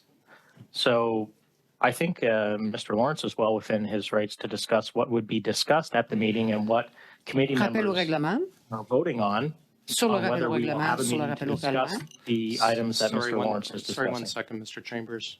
Madame Vignola. J'aimerais rappeler à Monsieur Chambers. I'd like to remind Mr. Chambers that tomorrow's subject is the main estimates and not the carbon tax. Continue, Mr. Chambers. Thank you very much to my block colleague. I appreciate that reminder. But as I recall in the main estimates, the government's revenues and disbursements under the carbon tax rebate regime are included in the main estimates. Thank you, Mr. McKinnon and Mr. Chambers. I think we're understanding what you're getting at. Appreciate it, Mr. Lawrence. But again, as I mentioned, we always allow very wide latitude when it comes to debates, especially on motions. Continue, Mr. Lawrence. Thank you, Mr. Chair. And just to sort of close the loop on that, hopefully, is the main estimates talk about the revenue in and out of the carbon tax. And actually, there's a large gap between the amount of rebates being paid out and the amount of money collected in billions of dollars. And so I think because the government does claim that the carbon tax is revenue neutral, and that's not what the main estimates show, I think it's more than relevant. And in fact, if there were billions of dollars missing elsewhere, I think we would want the committee to spend significant time studying where that lost billions of dollars went. But getting back to, as I said, the issue of the carbon tax, Canadians, of course, are facing an unprecedented affordability crisis. In fact, Philip Cross, noted statistician and I believe economist as well, has stated that we have the worst economy since the Great Depression. We've experienced zero economic growth on a per capita basis since 2014. And so, and then we add on top of that the sucker punch of the carbon tax, and we put Canadians in a very difficult position. And on a go-forward basis, one of the reasons for the urgency of hearing from the premiers is that as of April 1st, the carbon tax is set to go up by 23%. Point of order. Ms. Atwood. Repetition again. Literally, these same sentences have been reiterated several times now. Thank you very much. We take your point, Mr. Lawrence. I'll continue from that point. So as of April 1st, the carbon tax is set to go up by 23%. And the PBO did not just the net economic fiscal, not just the fiscal and economic net loss in 2024, 2025 that I wrote off, but they also projected it going forward to 2030 to 2031. This is the train that we're trying to stop. And so in Alberta, the average household will lose $2,773. Order, Mr. Chair.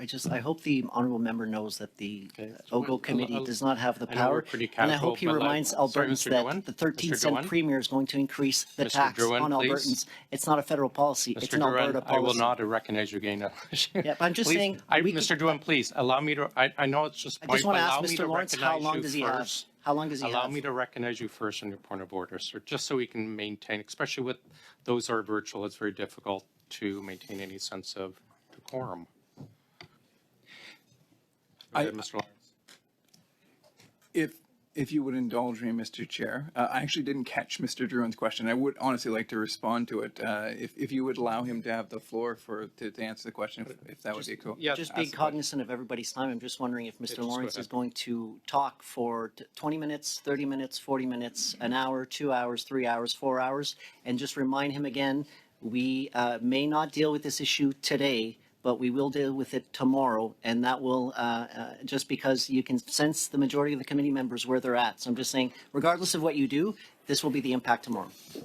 And before we continue, thanks, Mr. Drouin, and I realize that normally we do allow a lot more just back and forth, but just because it's split between in-person and virtual, it's just a bit more difficult. We'll just ask everyone, happy to recognize for a point of order, but let me recognize you for the floor first before you continue, so that whoever is speaking at the time can be interrupted properly and can hear your point of order. Thanks very much.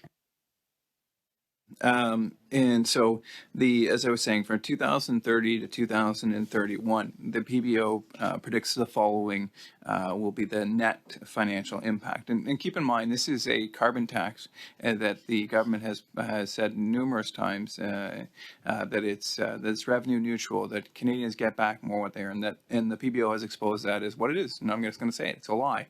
And so the point of order. Go ahead, Mr. McKinnon. Firstly, Mr. Chair, I appreciate your problem in trying to keep all the ducks in a row. Being a sometime chair myself, I recognize that and I acknowledge your issues. But I would take great exception to the member speaking of this policy as a lie that is completely unparliamentary and out of line.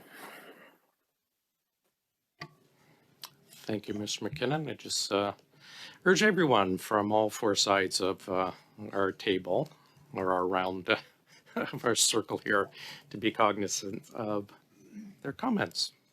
Mr. Lawrence. Thank you. I just when the government is telling us that when they are saying that Canadians are getting more in rebate than they're receiving, than they're paying, and it's untrue. And the parliamentary committee has, and the parliamentary budget officer has confirmed this to us, and I have the numbers right in front of me, and I'm happy to show them. So my advice, candidly, to him and to his party would be to stop allowing falsehoods to go out from the Liberal Party that state that the carbon tax is revenue neutral. It's not true. That's in the main estimates.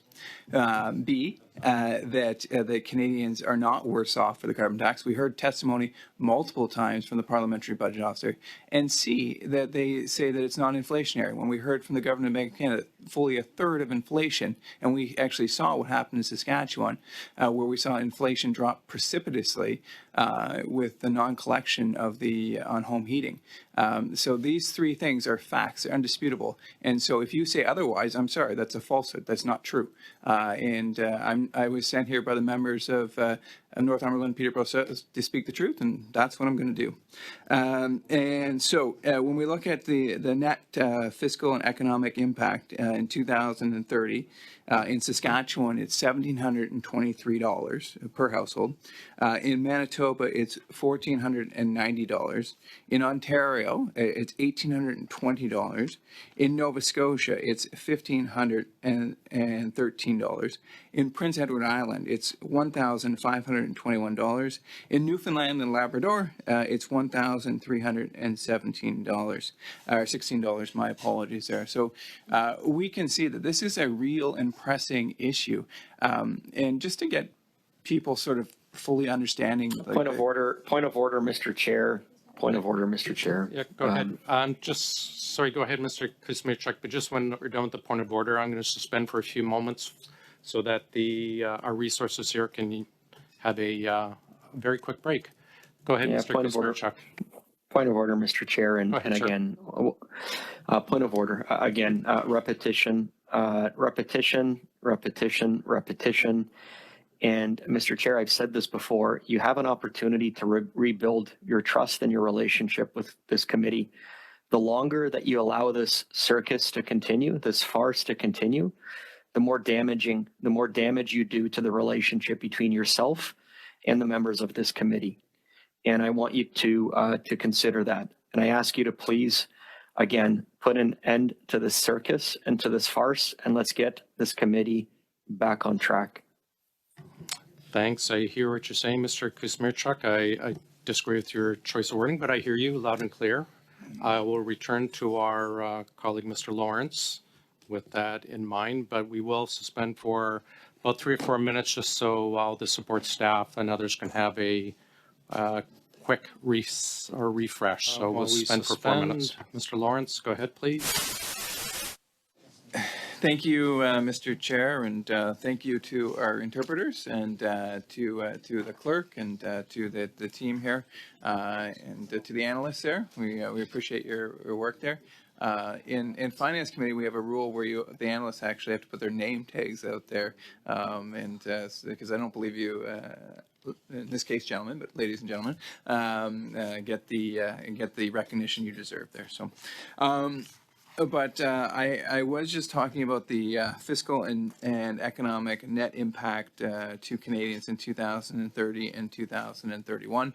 And just at the risk of being point of order again, and just because we did take a suspension, I would like to just briefly reiterate why we think it's important that we have this hearing tomorrow and the urgency. The carbon tax is set to go up on April 1st, and of course we've got the Easter break coming into place shortly.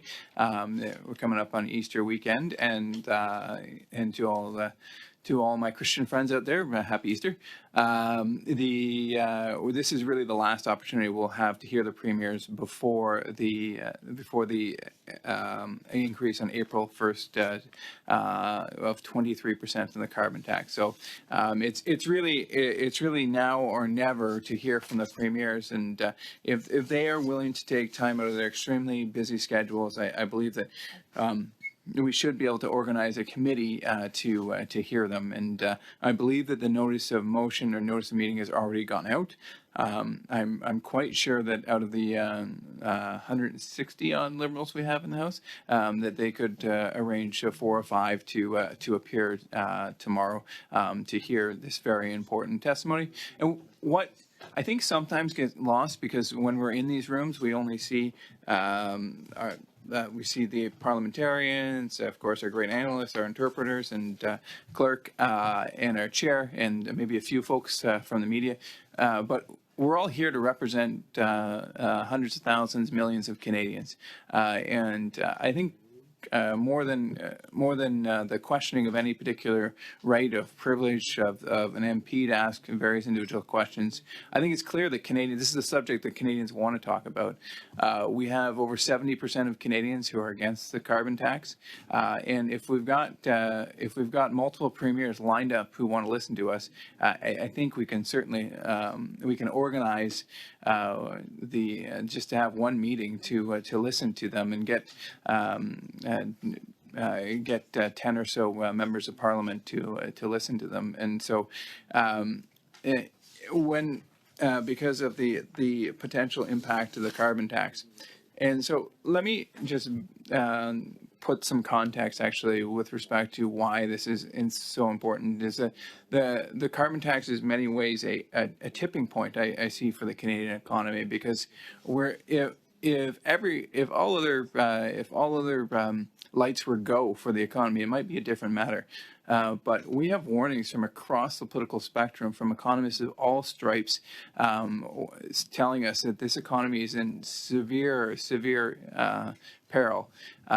Whether it be the lack of capital investment, the OECD predicts that we'll be near the bottom. I think at the very bottom, actually, over the next 40 years with respect to capital investment, and capital investment along with innovation and our workers underpin the foundation of productivity. Productivity is, of course, measured as GDP per hour. Canada has been a laggard in this category, and has really sort of drifted downwards in the last 10 years. And in order to increase GDP per capita, I heard actually an economist on one of the political shows yesterday saying, citing two things we need to get done to include and increase that productivity. One is we need a reduction in taxation. It's squarely on the carbon tax. And the second thing is we need to attract foreign investment by making it easier for our projects to happen, to make it the ease of business for both big and small business to perform their wonderful work. And so the carbon tax hits both of these things, because the carbon tax creates additional costs and uncertainty into the Canadian economy, while at the same time it's an additional level of taxation.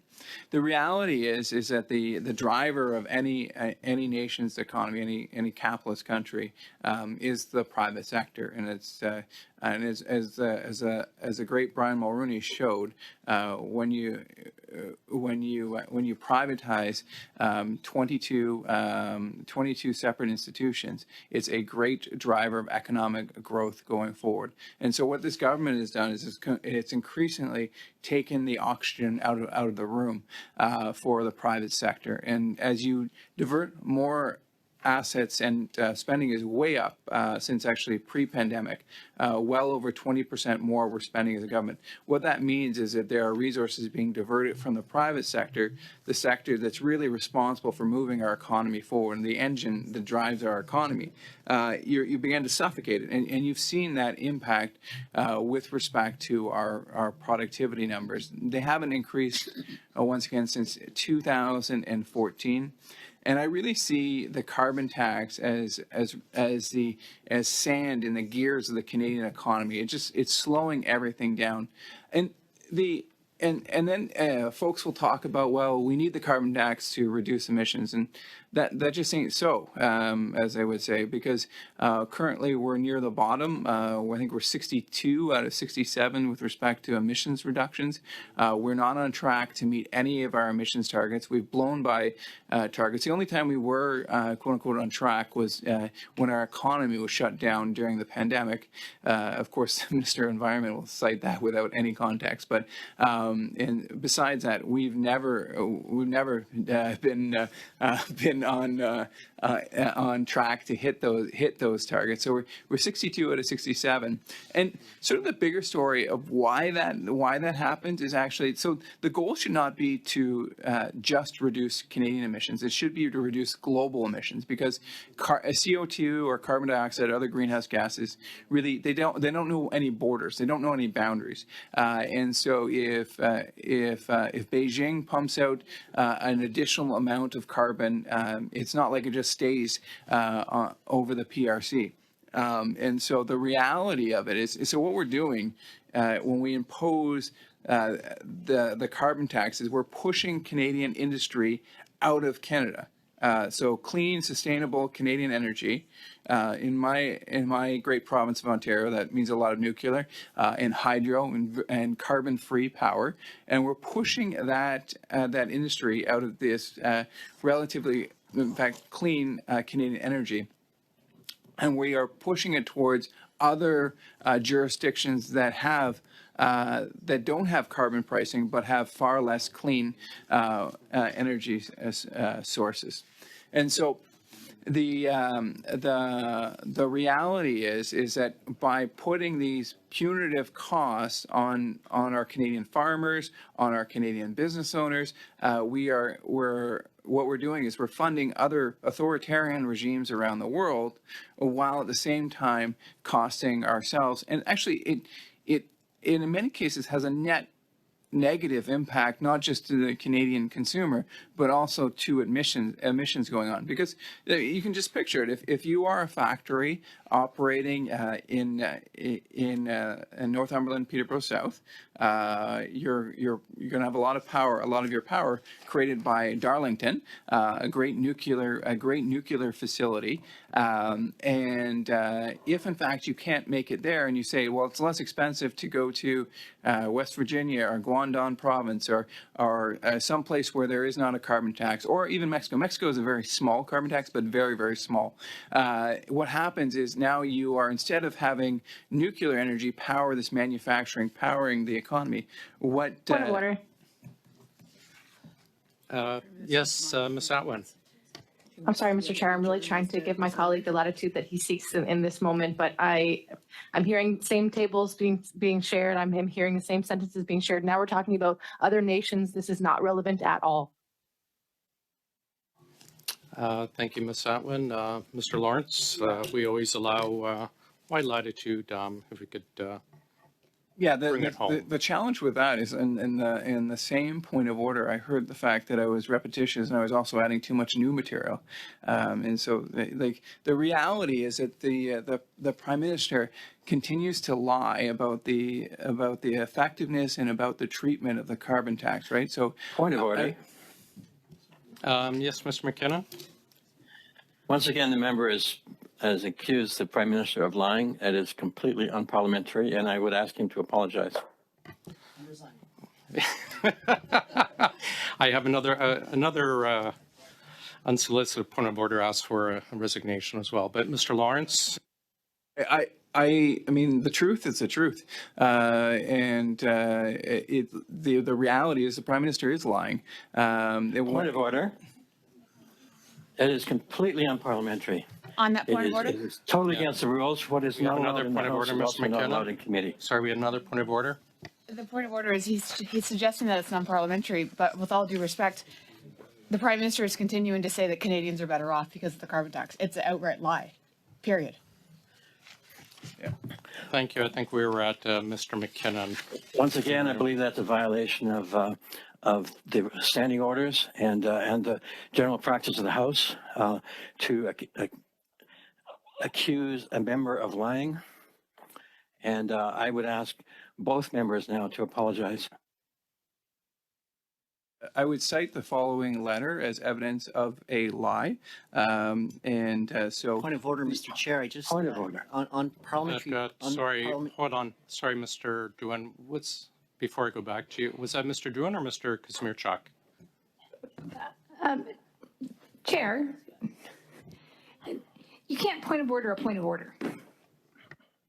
Okay, Mr. Doohan, go ahead. Just point of order. Okay. I would just caution members in terms of using language. I could say Pierre Poilievre is a liar because he's misquoting the Bank of Canada. The carbon pricing represents 1/20th of the impact on inflation. So that's for the record. The Bank of Canada has stated that clearly, but I wouldn't say that, and I will retract my comments Point of order. I'm an honorable member. Or Ms. Goodridge. Thank you. Sorry. I'm very new tuning in. However, I've been listening from my apartment here for a while, actually my office. And this is absolutely crazy. And we are fighting over something that the parliamentary budget officer has been very clear. Canadians are worse off because of the carbon tax. There's been absolute disingenuous information coming from the Liberals throughout this entire meeting. I'm sorry, I'm interrupting. Because of all this is ridiculous. This is disorder. I am adjourning. Enough.